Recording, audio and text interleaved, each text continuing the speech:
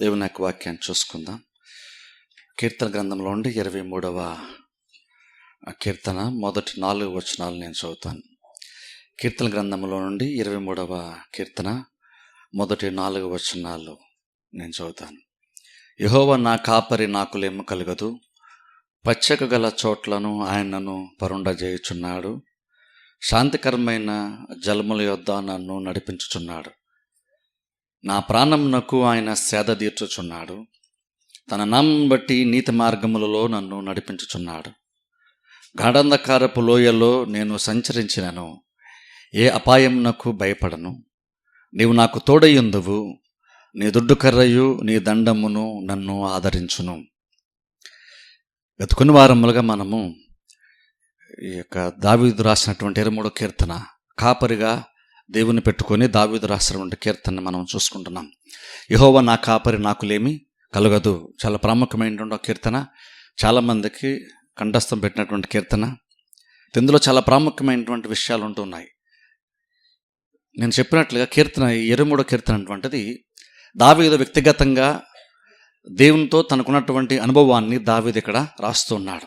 ఇక్కడ దావీదు ఎవరికో కొన్ని విషయాలు బోధించట్లేదు, కానీ దావీదు దేవుడు తన కాపరిగా ఉండి ఎలాగో నడిపిస్తున్నాడు అటువంటిది కాపరిగా ఉన్నటువంటి దావీదుకే కొన్ని విషయాలు అర్థమయ్యి, తాను చేస్తున్నటువంటి పనిని బట్టి తాను ఎంత మంచిగా తనకున్నటువంటి గొర్రెలను ఆయన చూసుకుంటూ ఉంటున్నాడో, బహుశా దాన్ని బట్టి ఆయన లోతుగా ఆలోచించినప్పుడు ఆయనకి బహుశా దేవుడు కూడా చాలా విషయాలు బయలుపరుచుంటాడేమో.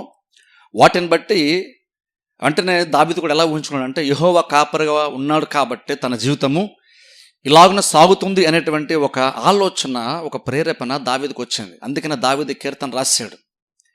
చూడండి, ఇక్కడ మొదటి 3 వచనాలు మనం చూస్తే ఇక్కడ దావీదు దేవుని గురించి కొన్ని విషయాలు చెప్తున్నాడు. యెహోవా నా కాపరి, నాకు లేమి కలగదు అని ఇలాగ కొన్ని విషయాలు దేవుని గురించి దావీదు మాట్లాడుతూ వచ్చాడు. 3వ వచనం వరకు ఏంటంటే, ఒక రకంగా దావీదు అసలు ఎలా చెప్తాడంటే, ఇతరుల వైపు చూస్తుంటే, కొంతమంది మనుషుల వైపు చూస్తే ఏం చెప్తాడంటే, దేవుడు నాకు కాపరి అని చెప్పుకుంటూ, ఇంకో రకంగా చెప్పాలంటే ఆ కాపరి యొక్క మంచితనం గురించి, ఆ కాపరి నడిపించేటువంటి శ్రేష్టమైనటువంటి విధానాల గురించి దావీదు మొదటి 3 వచనాలు రాస్తూ వచ్చాడు.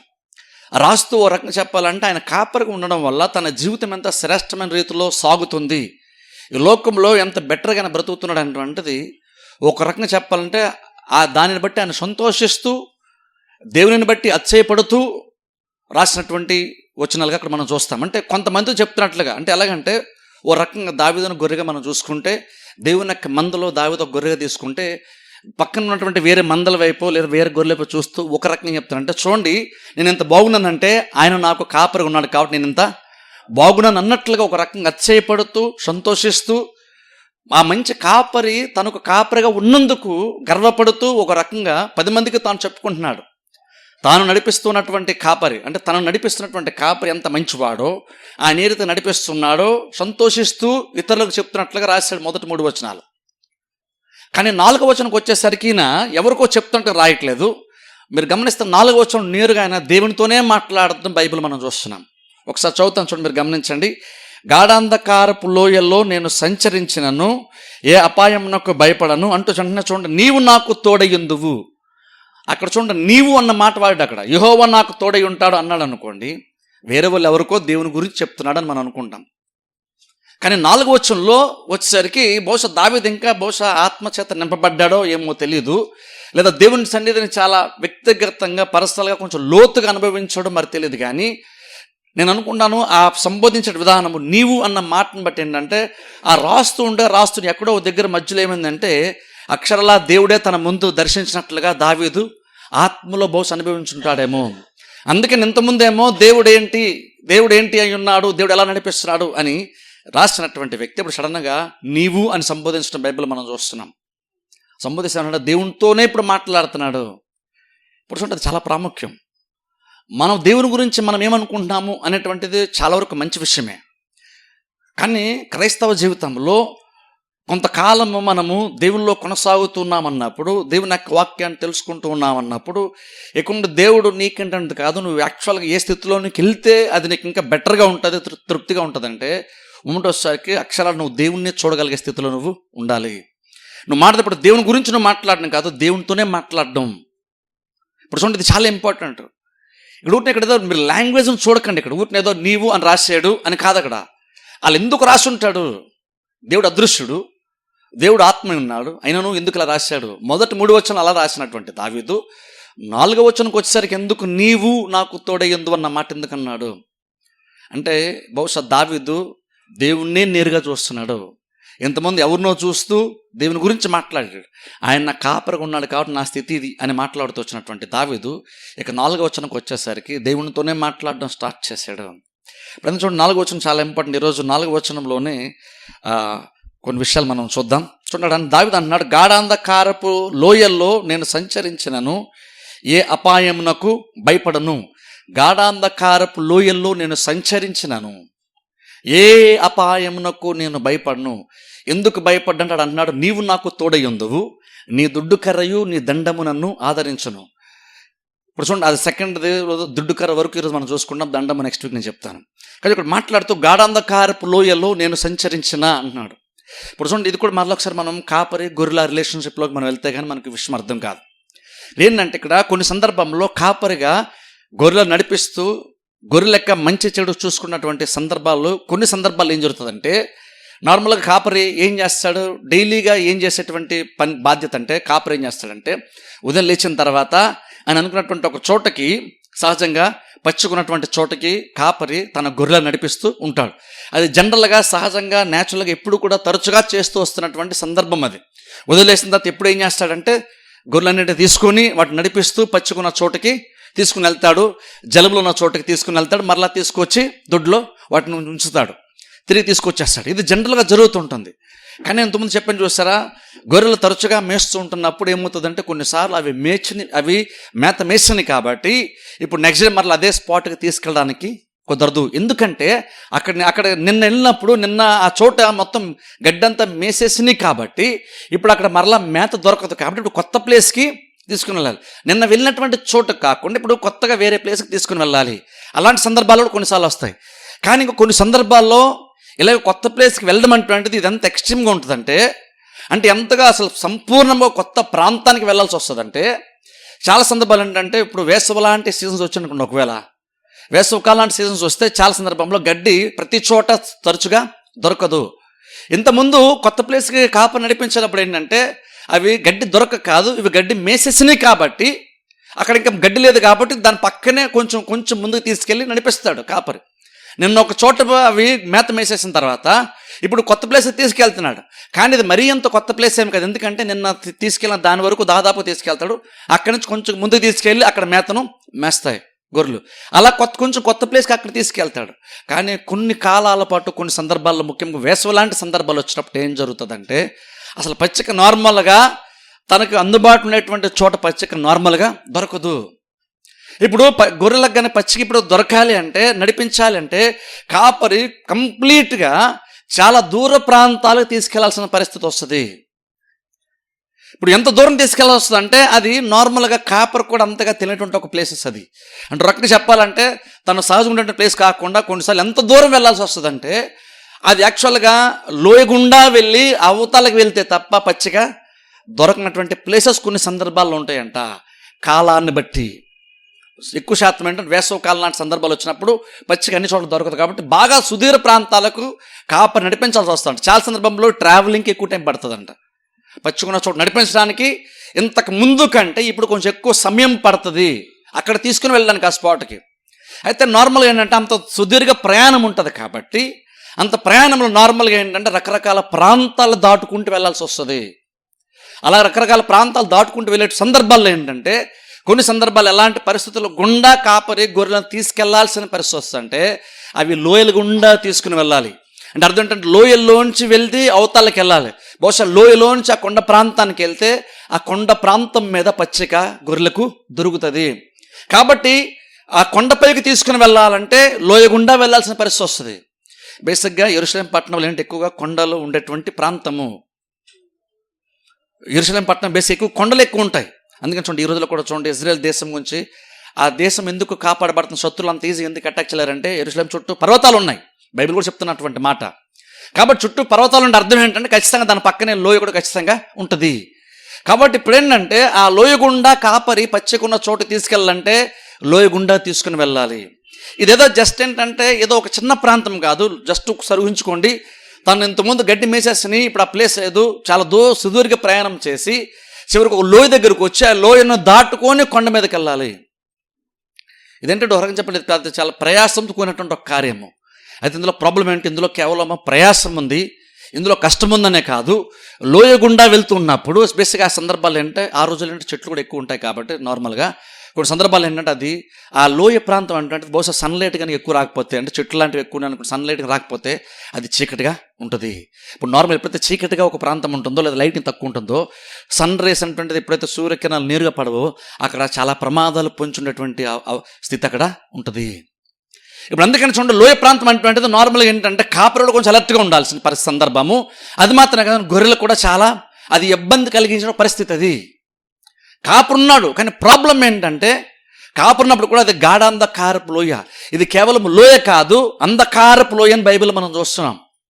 అంటే రకంగా చెప్పాలంటే అది ఎలాంటి సిచ్యువేషన్ గురించి దావీదు మాట్లాడతాడంటే, గొర్రెలు అటువంటివి అంతకంట భయంకరమైన పరిస్థితి ఇంకొకటి ఉండదు. అలాంటి అనుభవాలు గుండా గొర్రెలు కొన్ని సందర్భాల్లో వెళ్ళాల్సి వస్తుంది. అంటే ఎలాంటి సందర్భం అది అంటే, ఓ రకంగా చెప్పంటే మనుషులుగా మనం పోల్చుకుంటే, మన స్థితితో పోల్చుకుంటే అత్యంత భయంకరమైన పరిస్థితులు గుండా కొన్నిసార్లు మన జీవితం కూడా వెళ్ళాల్సి వస్తుంది. అది ఎలా ఉంటుంది అంటే అది అంధకారంలాగా ఉంటుంది. ఎందుకంటే అక్కడ నెక్స్ట్ ఏంటంటే కూడా పెద్దగా మనకి క్లారిటీ ఉండదు. రేపు ఏం జరుగుతుంది అటువంటిది కూడా స్పష్టత మనకి యాక్చువల్గా ఉండనటువంటి స్థితి గుండా వెళ్ళాల్సి వస్తుంది.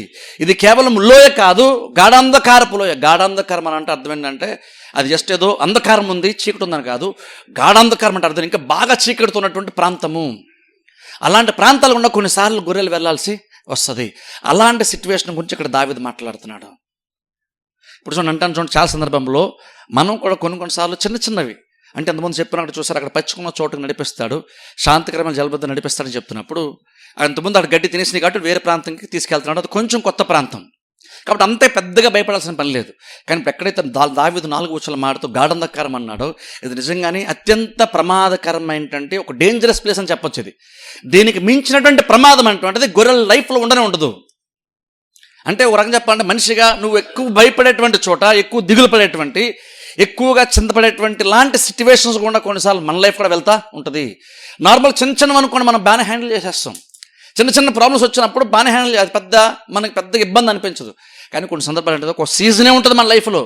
అంటే ఏదో చిన్న సమస్య వచ్చింది 2-3 రోజులు తీరిపోయింది అన్నది కాదు. కొన్నిసార్లు సిచ్యువేషన్స్ ఎలా ఉంటాయి అంటే ఈ లోక జీవితంలో ప్రతి విశ్వాసక జీవితం ఎలా ఉంటుందని కొన్ని సందర్భాల్లో కొంతకాలం పాటు ప్రాబ్లమ్స్ గుండానే మనం వెళ్ళాల్సి వస్తుంది. ఇది జస్ట్ ఈ రోజు నువ్వు ప్రాబ్లం వచ్చింది, నువ్వు ప్రార్థన చేసి రేపు అయిపోయేది కాదు. ఇది ఒక సీజన్ లాంటిది. అంటే కొంతకాలం పాటున వెళ్ళాలి. ప్రాబ్లం ఈరోజు స్టార్ట్ అయిపోయింది కానీ అది ఈ రోజుకి అయిపోయేది కాదు. అది కొంతకాలం పాటు ఉంటుందని నీకు కూడా తెలుసు. అది కూడా ఎలాంటిదంటే కొంతకాలం పాటు నువ్వు ఇప్పుడు మొదట్లో ఎంటర్ అయినప్పుడు ఎలాంటి సిచ్యువేషన్లో ఉన్నావో నువ్వు కొంతకాలం పాటు అదే సిచ్యువేషన్ గుండా వెళ్ళాల్సిన పరిస్థితి వస్తూ ఉంటుంది. గాఢాంధకారపు లోయల్లో నేను సంచరించను అన్నాడు. అంటే అక్కడ తిరుగుతూ ఉండడం, అక్కడక్కడే తిరగడం, గాఢాంధకారం తిరుగుతూ ఉండడం గురించి ఇక్కడ దావీదు అలాంటి అనుభవం గురించి మాట్లాడుతున్నాడు. మనం కూడా చూడండి, మన లైఫ్లో ఎగ్జాక్ట్ అలాగ ఉంటాయి. కొన్ని సందర్భాల్లో సడన్గా మనకి నార్మల్ మనం ఏంటంటే మనకి ఎంత కాన్ఫిడెన్స్ ఉంటుందంటే మనం అనుకున్న ప్రతిదీ జరుగుతున్నప్పుడు ఉదయం లేస్తున్నాం, మన పనులు రొటీన్గా డైలీ మనం ఏం చేస్తాం మనకు తెలుసు. నెక్స్ట్ డే లేచాక ఏ పని చేస్తామో తెలుసు, ఎవరితో మాడతాం తెలుసు, ఎవరిని కలుస్తాం తెలుసు, ఏ పనులు చేస్తాం మనకు అన్నీ తెలుసు. అలా తెలిసినప్పుడు ఏంటంటే మనకు చాలా కాన్ఫిడెన్స్ వచ్చేస్తుంది. ఏంటో కాన్ఫిడెన్స్ అంటే ప్రతిరోజు చేస్తున్నాను కాబట్టి, నా పనులన్నీ ఇవే కాబట్టి నేను ఖచ్చితంగా రేపు కూడా సక్సెస్ఫుల్గానే ప్రతిదీ నేను చేసేసుకుంటాను, ప్రాబ్లం ఏమీ ఉండదు.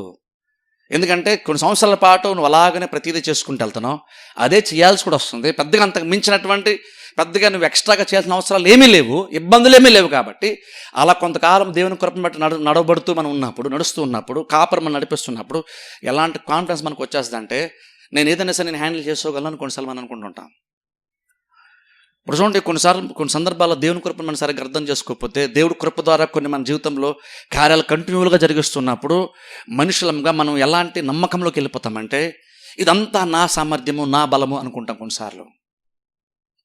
ఇది యాక్చువల్గా ఇది నేను చెప్తున్నటువంటి మాట కాదు, స్వయంగా దేవుడు సైతం ఇజ్రాయెల్ ప్రజలకు ఆ టైంలో చెప్పాడు. ఐగుప్తులో బయటకు వచ్చిన తర్వాత అద్భుతాలు చేస్తూ కానాను దేశంలో వెళ్ళక మునిపే దేవుడు చెప్పినటువంటి మాట, మీరు అక్కడికి వెళ్ళిన తర్వాత ఎంటర్ అయిన తర్వాత భవిష్యత్తు నా సామర్థ్యము, నాకు బలము, ఇది నాకు దయచేస్తుందని మీరు అనుకుంటారేమో అని దేవుడు కూడా క్లియర్గా చెప్పాడు అక్కడ. అంటే అర్థం ఏంటంటే దేవుడికి కూడా ఏం తెలుసు అంటే మనుషులు ఎలాంటి వాళ్ళు అంటే వాళ్ళు నీటిబుడ లాంటి జీవితమే అయినా సరే వాళ్ళు యాక్చువల్గా ఏది చేసుకోలేరు. నా కృప లేకపోతే వాళ్ళు ఏమి చేసుకోలేరు, నాకు వేరుగా ఉండి ఏమి చేసుకోలేరు. అది నాకు తెలుసు, అందుకని నేను వాళ్ళు ప్రతిరోజు సపోర్ట్ చేస్తాను. నేను అందుకని ప్రతిసారి మనుష్యుని నేను లక్ష్య పెడుతున్నాను. అయితే నేను లక్ష్య పెడుతున్నప్పుడు ఏం జరుగుతుందంటే అది అలాగ అనుభవిస్తున్నప్పుడు మేలు అనుభవిస్తున్నాడు ఏమనుకుంటామంటే ఓకే నెక్స్ట్ నేనేం చేయాలి నాకు బాగా తెలిసి నేను ప్రతిదీ నేను ప్లాన్ చేసేసుకుంటున్నాను, ప్లాన్ ప్రకారం ప్రతిదీ నాకు వెళ్తుంది కాబట్టి ప్రాబ్లం ఏమీ లేదు అనుకుంటాం చాలా సందర్భంలో. కానీ సడన్గా కొన్ని సందర్భాలు ఏం జరుగుతుంది తెలుసా? ఇప్పుడు చూడండి, అలా అంత మంచిగా జరిగితే హ్యాపీనే, మీరు హ్యాపీనే, మీకు ఏ ప్రాబ్లం లేకపోతే బేసిక్గా మాకు కూడా హ్యాపీనే. కానీ ప్రాబ్లం ఏంటో తెలుసా, కొన్ని సందర్భాల్లో మనకు అలాగని ప్రతిదీ జరగదు. చాలా సందర్భాలు ప్రతిదీ అలా జరగదు. కొన్నిసార్లు సడన్గా ఏం జరుగుతుందో ప్రతిదీ కూడా మారిపోద్ది. నువ్వు డైలీ రొటీన్ నీకు ఏదైతే ఉందో, ఏదైతే నువ్వు ప్రతిరోజు జరిగిస్తున్నావో, ఏదైతే ఇంతేలే కదా జీవితం ఇంతేలే, నేను ప్రతిరోజు చేసుకున్నాను, హ్యాపీగా ఇంటికి వచ్చేస్తున్నాను, ఇది నా లైఫ్, ఇంతమించి పెద్దగా ఏమీ లేవులే, అన్ని కంట్రోల్లోనే ఉన్నాయి అనుకుంటాం. కానీ సడన్గా ఏదో ఒకటి జరుగుతుంది. అప్పుడేం తెలుస్తుంది అంటే ఖచ్చితంగా అసలు ఏది మన కంట్రోల్ లేదని విషయం ఆ మొమెంట్ వచ్చాడు మనకి తెలుస్తుంది. ఇక్కడ అలాంటి సిచ్యువేషన్ గురించి ఇక్కడ దావీదు ఇక్కడ మాట్లాడుతున్నాడు. అంతా బాగుంటే మంచిదే, కానీ ప్రాబ్లం అంటే కొన్ని సందర్భాల్లో నువ్వు వెళ్తున్న సందర్భాల్లో కొన్నిసార్లు నీకు మేలు జరగాలంటే కొన్నిసార్లు గాఢంధకారం గుండా వెళ్ళాల్సిన పరిస్థితి వస్తుంది. అది జస్ట్ ఈరోజు నువ్వు ఒక 10 అడుగులు వేస్తే ఆ గాఢంధకారంలో నువ్వు పర్వతం మీదకి వెళ్ళిపోతావు, అద్దరికి వెళ్ళిపోతావు అని కాదు. ఇది నువ్వు అక్కడ సంచరించాల్సిన పరిస్థితి వస్తుంది. కొంతకాలము నువ్వు దాని గుండానే వెళ్ళాల్సి వస్తుంది. ఇది ఇంత త్వరగా సాల్వ్ అయిపోయేటువంటి పరిస్థితి కాదు, ఇంత త్వరగా ఇందులో నువ్వు బయటకు వచ్చే పరిస్థితి కాదు. జస్ట్ ఎంటర్ అయ్యావు, ఇంకా బయట రావడానికి చాలా టైం పడుతుంది. అలాంటి సీజన్ గురించి, అలాంటి కాలం గురించి, అలాంటి సమయం గురించి, అలాంటి దినముల గురించి ఇక్కడ దావీదు మాట్లాడుతున్నాడు. ఇప్పుడు చూడు అలా మాట ఏం చెప్తున్నాడంటే దావీదు చూడండి ఎంత ఈ మంచి కాపర్ మీద దావీదుకి ఎంత కాన్ఫిడెన్స్ చూడండి. యెహోవా నా కాపర్ నాకులేం కలదని చెప్తున్నాడు, మంచిదే, అంత బాగుంది కాబట్టి మంచిదే. కానీ సడన్గా ఒక టైం వచ్చినప్పుడు ఈ అంధకారం గుండా వెళ్ళాల్సి వచ్చినప్పుడు అప్పుడు పరిస్థితి ఏంటి దావీదు అంటే, దావీదు అన్నీ బాగున్నప్పుడు యెహోవా నా కాపరి నాకులేం కలదని ఎంత సంతోషంగా అయితే, ఎంత ధైర్యంగా అయితే దావీదు చెప్తూ ఉన్నాడో, ఇక్కడ గాఢంధకారం వచ్చినప్పుడు దావీదు అంత కాన్ఫిడెంట్గా ఉంటున్నాడు. దావీదు వెళ్ళాల్సి రావడం అయితే పరిస్థితులు ఇప్పుడు వేరు, ఇంత ముందులాగా ఇప్పుడు అనుకూలమైన పరిస్థితులు ఖచ్చితంగా కాదు ఇది. కానీ ఇంకో నువ్వు దావీదు యొక్క కాన్ఫిడెన్స్ చూడండి, దావీదుకి ఉన్నటువంటి నమ్మకం చూడండి. అన్నాడు గాఢంధకార లోయల్లో నేను సంచరించినను. అది నిజంగానే భయంకర పరిస్థితి, ఏదైతే నీకు ఎక్కువ భయాన్ని కలిగిస్తుందో అలాంటి స్థితి గురించి ఇక్కడ పౌలు ఇక్కడ మాట్లాడుతున్నాడు. అలా అన్నాడు అలాంటి పరిస్థితులు నేను వెళ్తున్నప్పుడు ఇంకనూ నేను భయపడిన అంటున్నాడు. అది ఇప్పుడు చూడండి, గాఢంధకారలో సంచరించినను, నేను ఏ అపాయమునకు నేను భయపడను.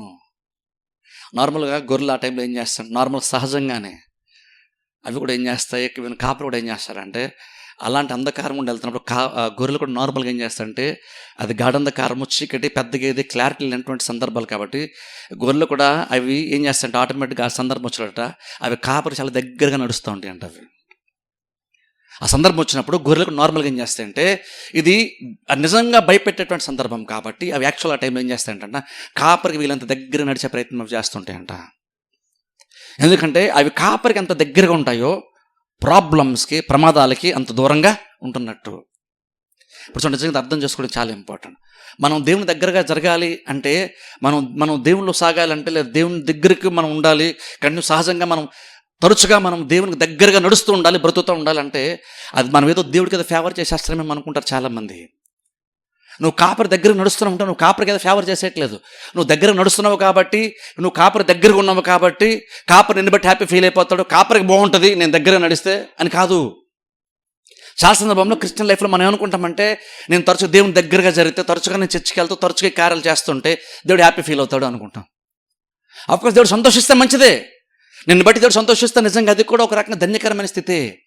కానీ యాక్చువల్గా నువ్వు కాపరికి దగ్గరగా నడిచేది కాపరు సంతోషపెట్టడానికి కాదు. యాక్చువల్గా నువ్వు బేసిక్గా కాపరికి దగ్గర నడిచేది కాపరి సంతోషాన్ని తీసుకొని రావడానికి కాదు. ప్రమాదములు నిన్ను కాపాడకుండా నువ్వు కాపరి దగ్గర నువ్వు నడవాల్సిన సందర్భాలు ఇవి.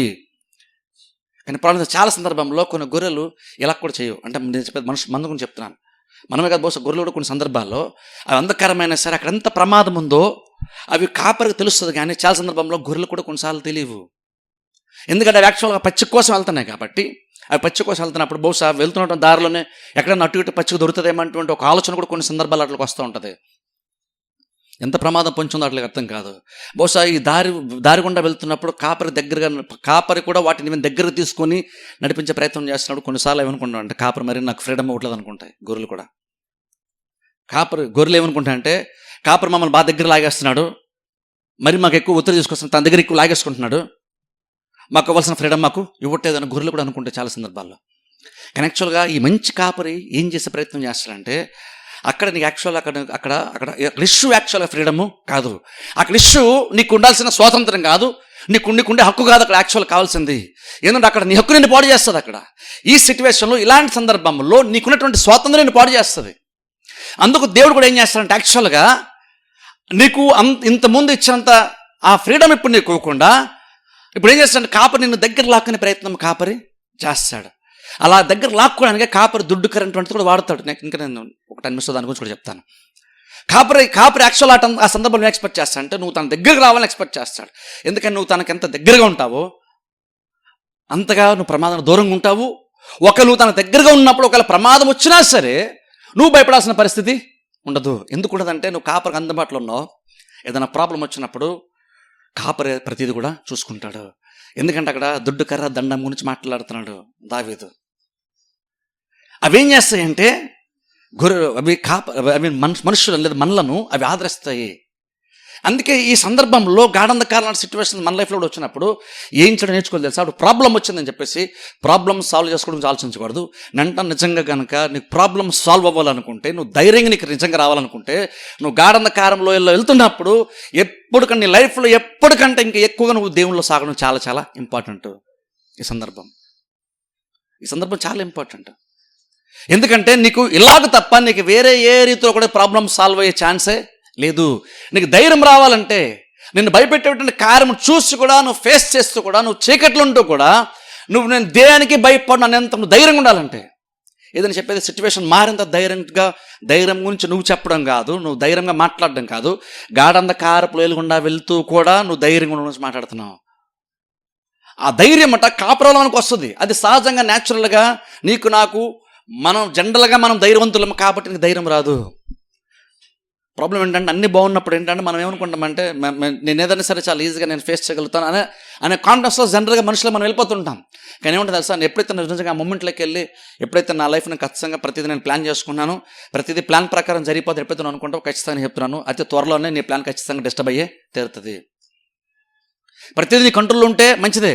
కానీ ఏం గుర్తుపెట్టాలంటే ప్రతిదీ నువ్వు అనుకున్న కాదు నీ కంట్రోల్లో ప్రతిదీ ఉందని కాదు. దేవుడు ప్రతిదీ కూడా తన కంట్రోల్లో పెట్టాడు కాబట్టి ప్రతిదీ నీ కంట్రోల్లో ఉంటుంది. దేవుడు ప్రతిదీ కూడా తన స్వాధీనంలో ఏర్పాటు చేస్తున్నాడు కాబట్టి, నీతో సహా తన స్వాధీనంలో ఏర్పాటు చేస్తున్నాడు కాబట్టి నువ్వు చుట్టూ ఉండేటువంటి ప్రమాదం కూడా దేవుని యొక్క స్వాధీనంలో ఉంది. అది దేవుని యొక్క కంట్రోల్లో ఉంది కానీ అది నీ కంట్రోల్లో యాక్చువల్గా లేదు. కానీ చాలాసార్లు మనము అది మన కంట్రోల్లో ఉందనుకుని మనం భ్రమపడుతూ ఉంటాం, ఆ భ్రమలో బ్రతుకుతుంటాం. నంటాను ఆ రకమైనటువంటి ఆలోచన విధానము ఆ రకం బ్రతుంటే అది చాలా చాలా ప్రమాదం తెలుసా. నంటాను పొంచినటువంటి ప్రమాదం కంటే నువ్వు అలా అనుకుని బ్రతుకుతాం చూసారు మనము. అంటే దేవునిపైన ఆధారపడకుండా పర్లేదు అంటే ఎంతగా మనం కాన్ఫ్లిక్ట్ చేస్తుందంటే ఎంతగా మనము తరచుగా కాపరి నడిపించేసరికి ఏమనుకుంటామంటే ప్రతిదీ అన్ని అనుకూలంగా జరిగేసరికి ఒక టైం వచ్చేసరికి చాలా సందర్భంలో ఏమనుకుంటామంటే మనం బయటికి అనకపోవచ్చు నోరు తెరిచి, కానీ లోపల ఏమనుకుంటామంటే కాపరి లేకుండా కూడా నేను ఈజీగా అన్నీ చేసేసుకోగలను అనుకుంటాం. మనం కాపరి లేకుండా కూడా పెద్దగా ఇబ్బంది అయితే ఏమీ ఉండదు. కాపరి లేకుండా కూడా కాపరి నడిపించకుండా కూడా నేను చేసేసుకోగలను, నేను ప్రాబ్లమ్ సాల్వ్ చేస్తాను చాలాసార్లు మనం అనుకుంటుంటాం. అంటే చూడండి, ఎప్పుడైతే అది నేను అంటాను నీకున్నటువంటి ప్రమాదం కంటే ఎప్పుడైతే మనం కాపరి లేకుండా కూడా మనం పర్లేదు చేసేసుకోగలము అనుకుంటే బహుశా దానికి కూడా దేవుని కృపను మనం అనుకుంటాము. నేను అంటాను ఆ రకమైనటువంటి ఆత్మస్థితి ఆ రకమైన మైండ్ సెట్ అంటే చాలా చాలా ప్రమాదం. ఎందుకంటే దావీదుకు తెలుసు, దావీదు అంత బాగున్నా సరే ఒకవేళ నిజంగా ఏది బాగోకపోయినా సరే అన్ని సిచ్యువేషన్లో కూడా దావీదు దేవుని పైన ఎక్కువ ఆశ పెట్టుకున్నాడు తెలుసా. దావీదు నేను ఇంతమంది కూడా చెప్తూ వస్తున్నాను చూస్తే దావీదు చాలా పరాక్రమం గలవాడు. ఒక భౌతికంగా చెప్పాలంటే దావీదు అనేటువంటి వ్యక్తి చాలా ఒక రకం డేంజరస్ పర్సన్ చెప్పచ్చు. ఎందుకంటే గొలియాతు లాంటి వాళ్ళు ఈజీగా హ్యాండిల్ చేయగలడు భౌతికంగా చూసుకుంటే. కానీ మీరు ఆ దావీదుని అడగండి, అందరూ దావీదుని చూసి పొగుడుతారు, దావీదుని చూసి భయపడతారేమో బహుశా. కానీ ఆ దావీదు మీరు అడగండి ఏమనుకుంటాడంటే నాకంటే బలహీనుడు ప్రపంచంలో లేడన్నట్టుగా ప్రవర్తిస్తాడు దావీదు అలా ప్రవర్తిస్తాడు. ఎలుకబంటిలో నుండి గొర్రెను రక్షించుకున్నటువంటి దావీదు, సింహము నోట్లో నుంచి గొర్రె పిల్లను కాపాడుకునేంత పరాక్రమటువంటి దావీదు, ఇంకా మీరు అడగండి, ఆయన ఏమంటాడంటే లేదు లేదు నేను ఇది కూడా యాక్చువల్గా చేసుకోలేను. అది దావీదు యొక్క స్థితి. అందుకని దావీదులో అంత దీనస్థితి చూస్తాం. అందుకని దావీదు అంతగా తగ్గించుకోవడం బైబిల్ మనం చూస్తాం. అందుకని దావీదు అంతగా ఎక్కువ దేవుని పైన ఆశ పెట్టుకోవడం గురించి దావీదు మాట్లాడతాడు. దావీదు మాట్లాడే మాట ఎలా ఉండాలంటే చాలా సందర్భంలో ఏది చేతకానాడు, అందరి చేత ఈడు చేతకానాడు అనిపించుకునేటువంటి మనిషి లాంటి వ్యక్తి ఏమో దావీదు అనుకుంటారు చాలామంది. అందుకని దావీదు మాటలు అలా ఉంటాయి. చాలా సందర్భంలో దావీదు మాట్లాడుతున్నప్పుడు దేవుని యొక్క గొప్పతనం గురించి అంత గొప్పగా మాట్లాడతాడు, తనంత బలహీనట్టుగా మాట్లాడతాడు. కానీ నిజంగా దావీదు భౌతికంగా చూసుకుంటే నిజంగా దావీదు అంత బలహీనడా కాదు. దావీదు చాలా బలవంతుడు, చాలా పరాక్రమం గలవాడు. యుద్ధం చేయాలని వచ్చినప్పుడు దేశమంతా ఒకవైపు ఉన్నా సరే తను ఒక్కడు ఒకవైపు ఉండి ఆ గొలియాతు లాంటి వ్యక్తిని ఈజీగా ఫేస్ చేస్తాడు. ఒకసారి ఆలోచించండి ఎంత ధైర్యవంతుడై ఉంటే. భౌతికంగా అది ఎలాంటిదో ఒకసారి ఆలోచించండి. భౌతికంగా చూసుకుంటే దేశమంతా ఒకవైపు ఉండి భయపడుతుంటే, దేశమంతా భయపడుతున్నటువంటి ఒక ప్రాబ్లంను చూసి దావీదు ముందుకెళ్తున్నాడు. కేవలం భయపడుతూ ముందుకెళ్ళడం కూడా కాదు, వేరే మార్గం లేదు కాబట్టి నేను ముందుకెళ్తున్నాను కూడా కాదు, వెళ్తున్నప్పుడు ఎంత కాన్ఫిడెంట్ వెళ్తున్నాడు చూడండి. అంత పరాక్రమం ఉంటుంది దావీదు. ఇలాగ దేనిపై నిజంగా ఆధారపడతాడా? ఇంతలాగా ఆధారపడతాడు అంటే దావీదు అలాగనే ఆధారపడతాడు. అంత బలవంతుడు అయ్యుండి కూడా ఎందుకు అలాగ ఆధారపడతాడంటే దావీదు తెలుసు తాను ఎంత బలవంతుడైనా సరే అవన్నీ తలకిందులు అయిపోవడానికి పెద్ద టైం ఏమీ పట్టదు. అది దావీదుకి బాగా తెలుసు. అందుకని ఏమన్నాడంటే గాఢంధకారంలో ఇలా సంచరించిన ఏ అపాయం నేను భయపడను అని అక్కడ తాగిపోయాడు అనుకోండి. మనం అనుకుంటామంటే దావీదు చూడండి ఎంత విశ్వాసమో, ఎంత గొప్పోడో. దావీదుకున్న విశ్వాసం అది దానికి కారణము, దావీదుకున్నటువంటి ప్రార్థనా జీవితం దానికి కారణము, దావీదుకున్నటువంటి భక్తి జీవితం నాకు అది కారణం అని బహుశా మనం అనుకుంటాం. కానీ దావీదు అన్నంత ధైర్యవంతుని అంటున్నప్పుడు ఎందుకు అన్నాడు తెలుసు? అంత ధైర్యవంతునని నీవు నాకు తోడయ్యందు అన్నాడు. సరే, నీవు నాకు తోడేందు అంటే దేవుని సన్నిధిని దావీదు అంత ఎక్కువ ఎక్స్పీరియన్స్ చేస్తాడంట. అన్నాడు నువ్వు నాకు తోడుగా ఉంటావు కానీ నేను భయపడను. భయపడకుండడానికి గల కారణం ఏంటి అంటే నువ్వు నాకు తోడై ఉంటావు. దేవుని యొక్క సన్నిధిని దావీదు ఎక్స్పీరియన్స్ చేస్తున్నందుకు వస్తున్నటువంటి ధైర్యం ఇది. అన్నీ బాగున్నాయి కాబట్టి వస్తున్న ధైర్యం కాదు. ఇక్కడ యాక్చువల్ చెప్పండి వర్స్ట్ సిచ్యువేషన్లో ఉన్నాడు, అత్యంత భయంకరమైనటువంటి సిచ్యువేషన్లో దావీదు ఉన్నాడు. ఉంటూ అంటున్నాడు గాఢంధకార లోయలో సంచరించినా సరే నేను భయపడను. దావీదు ఎందుకు భయపడను? నువ్వు సపరేట్లే, నువ్వు బాగా తెలియగలడు, నువ్వు అన్నీ చేసేసుకుంటావు కాబట్లే, మామూలుగా అయితే అది కుదరదులే అని కాదు. దావీదు అంటే తెలుసా నువ్వు నాకు తోడు, నువ్వు అంటున్నాడు. అంటే ఆ చీకటి సందర్భాల్లో గాఢంధకారంలో కూడా దేవుని ఎంత దగ్గరగా అనుభవిస్తున్నాడు దావీదు చూడండి. అక్కడ ఆయన నాకు తోడై ఉంటాడు అనట్లేదు, నువ్వు నాకు తోడయ్యిందు అన్నాడు. అంటే ఒక రకంగా అక్కడ సందర్భాన్ని బట్టి చూసుకుంటే దావీదు దేవుని సన్నిధిని చాలా దగ్గరగా అనుభవించాడు. ఎంత క్లోజ్గా అనుభవించాడంటే అక్కడ దావీదుకి ఇంతకుముందులా యెహోవా నా కాపరని మూడో వ్యక్తికి చెప్తున్నట్లుగా మూడో వ్యక్తిని చూసి దేవుని గురించి చెప్పట్లేదు. ఈ అంధకార విషయానికి వచ్చేసరికి మూడో వ్యక్తి కనబడట్లేదానికి దేవుడే కనబడుతున్నాడు. గాఢంధకారంలో దేవుడే కనబడుతున్నాడు. ఇప్పుడు అందుకనే దేవుని గురించి మనుషులతో మాట్లాడడం కాదు, దేవునితోనే మాట్లాడడం స్టార్ట్ చేశాడు. గాఢంధకారంలో సంచరించిన నేను దేనికి భయపడను, ఎందుకంటే నువ్వు నాకు తోడై ఉంటావు. అంటే చూడండి ఆ సందర్భం ఏంటంటే మనకు చాలా చాలా ఇంపార్టెంట్. ప్రాబ్లం ఏంటంటే చాలామంది క్రిస్టియన్స్ ప్రాబ్లమ్స్ ఉన్నప్పుడు కూడా చాలామంది ఏంటంటే ప్రాబ్లం స్టార్ట్ అయింది కదా అట్లీస్ట్ ప్రాబ్లం సాల్వ్ చేసుకోవడం గురించైనా, ప్రాబ్లం సాల్వ్ అయ్యారు కన్నా దేనిలో నువ్వు యాక్టివ్గా సాగాలి, కొనసాగాలి. ఇంతకుముందు చేసేదానికంటే ఇప్పుడు కొంచెం ఎక్స్ట్రాగా నేను ప్రార్థన చేసుకోవాలి, ఇంతకుముందు చేసేదానికంటే ఇప్పుడు నేను ఎక్కువగా దేవుళ్ళు సాగాలి, ఇంతకుముందు కంటే ఇప్పుడు ఎక్కువ వాక్యం వినాలి, ఇంతకుముందు కంటే ఇప్పుడు ఎక్కువగా నేను దేవుని సన్నిధిలో కనబడాలి అన్న ఆలోచన చాలామంది క్రిస్టియన్స్ కూడా రావట్లేదు తెలుసా. అది చాలా పెద్ద ప్రాబ్లం. అది ఇప్పుడు ప్రాబ్లం ఉన్నవాడు చర్చరండి అని చెప్పాను అనుకోండి, ఏమనుకుంటారంటే పాస్టర్ కాబట్టి చర్చ రప్పించుకుంటారు అనుకుంటారు. ఎందుకంటే బేసిక్గా అందరూ ఎక్స్పెక్ట్ చేస్తారంటే నేనేమనుకుంటున్నానో పాస్టర్ గారు అదే మాట్లాడాలనుకుంటారు. ఇంకా దాని గురించి అక్కడ దుడ్డుకరం చూసినప్పుడు చెప్తాను దాని గురించి. ఏం ఎక్స్పెక్ట్ నార్మల్గా ప్రతి బిలీవర్ నార్మల్గా ఏం ఎక్స్పెక్ట్ చేస్తాడంటే నేను ఎలాగైతే ఉన్నానో, నేను ఏ ప్రాబ్లంతో ఉన్నానో, నేను ఏ ఫీలింగ్లో ఉన్నానో అందరూ వచ్చి నాతో దాని గురించి మాట్లాడాలనుకుంటారు. అంటే నేను ఏ స్థితిలో ఉన్నాను అనుకుంటున్నాను, నేను ఏ మూడ్లో ఉన్నాను, నేను ఏ ఆలోచనతో ఉన్నాను అలాగనే మాట్లాడితే మనకు చాలా ఫీలింగ్ ఉంటుంది, చాలా ఆకర్షణీయంగా ఉంటుంది. అలా మాట్లాడితే మనకు తెలియనటువంటి ఒక సాటిస్ఫాక్షన్ అది. ఎందుకంటే ఇప్పుడు నీ స్థాయిలో ఒక వ్యక్తి నీలాగా నువ్వు అనుకున్నట్లుగా నువ్వు ఎలాగ ఆలోచిస్తున్నావో అలాగే ఎదురుడు కూడా ఆలోచిస్తూ మాట్లాడుతున్నాడు. అదేంటంటే వినడానికి చాలా బాగుంటుంది, ఆ ఫీలింగ్ బాగుంటుంది. కానీ దానివల్ల నిజంగా నీకు బాగుంటుందా? అది నిజంగా అది దానివల్ల నీ ప్రాబ్లం సాల్వ్ అవుతుందా? సాల్వ్ అవుతుంది. అందులో చూడండి నన్ను ప్రాబ్లం వచ్చినప్పుడు ఈవెన్ నేను చెప్పడమే కాదు, ప్రాబ్లమ్స్ ఉన్నప్పుడు ఒక తోటి విశ్వాస చెప్పినా సరే చర్చకొచ్చానని చెప్పినప్పుడు చర్చకు రప్పించుకోవడానికే చెప్తున్నాను అనుకోకండి. అలాంటి సందర్భాల్లో గాఢంధకారం సందర్భాలు వచ్చినప్పుడు నువ్వు వినవలసినటువంటి మంచి మాట, శ్రేష్టమైన మాట, నీకు రావాల్సినటువంటి, నీకు చెప్పాల్సిన శ్రేష్టమైనటువంటి సలహా ఏంటంటే నువ్వు దేవుని దగ్గరగా జరుగు. ఈ సిచ్యువేషన్ అంతకు మించి నీకు వేరే అవకాశం యాక్చువల్గా లేదు. అంతకుమించి వేరే అవకాశం లేదు. ఇప్పుడు ఇంతకుముందు కంటే ఇప్పుడు నువ్వు చాలా విషయాలు వదిలేయాలి. ఇంతకుముందు కంటే ఇప్పుడు నువ్వు చాలా దగ్గరగా దేవునిలో నువ్వు కొనసాగాలి. ఎందుకంటే ఇది సిచ్యువేషన్ అంత ఈజీగా సాల్వ్ అయ్యేది కాదు. ఏదో జస్ట్ ఒక రెప్పాల మూసి తెరిసే లోపు నేను అవతలకి వెళ్ళిపోతాను కాబట్టి నాకు ప్రాబ్లం ఏం లేదు అని కాదు. ఈ సీజన్లో, ఈ కాలంలో నువ్వు కాపరి దగ్గరగా నడుస్తూనే ఉండడం చాలా ఇంపార్టెంట్. కానీ ప్రాబ్లం ఏంటంటే చాలా సందర్భంలో అలాగ నేను చెప్పినా, ఒకరితోటి విశ్వాసాలు అలా చెప్పినా సరే చాలామంది పెద్దగా వినరు. ఎందుకంటే దానికి వేరే వేరే భౌతికమైనటువంటి కారణాలుగా ఆలోచిస్తారు. నేను ప్రాబ్లమ్స్ సఫర్ అవుతున్నానండి, వీళ్ళేమో నన్ను చర్చికి రమ్మని చెప్తున్నారు, నేను ఇబ్బందుల్లో ఉన్నాను, నాకు చాలా ప్రాబ్లమ్స్ ఉన్నాను, వీళ్ళేమో ప్రార్థన చేసుకోండి అంటున్నారు, లేదా ప్రార్థనకు రమ్మని చెప్తున్నారు అనుకుంటారు. కానీ ఆ టైంలోనే కదా నీకు నిజంగా దేవుడు చాలా ఎక్కువ అవసరము.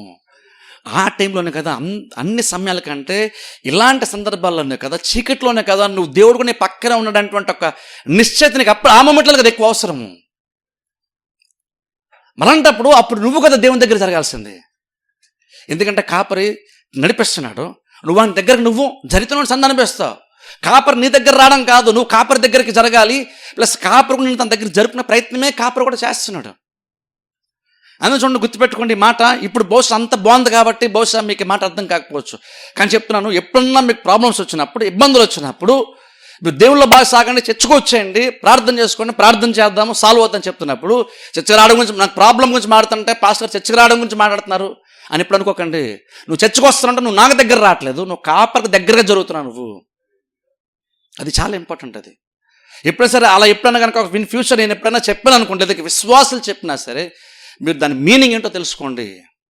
అది ఊరినే మిమ్మల్ని చర్చ రప్పించుకునే ప్రయత్నం కాదు. నిజంగా ఒక్కరు కూడా ఊరిని నేను చర్చ రప్పించుకుని నాకైతే అంత పర్సనల్ ఇంట్రెస్ట్ అయితే నాకు అది లేదు. ఊరిని చర్చ రప్పించుకోవడానికి నాకు ఇంట్రెస్ట్ లేదు. ఇక్కడ ఏదన్నా ఉందనుకుంటే చర్చ రమ్మంటాం, ఇక్కడ ఏమీ లేదనుకుంటే మీరు ఎవరు రావాల్సిన అవసరం కూడా లేదు.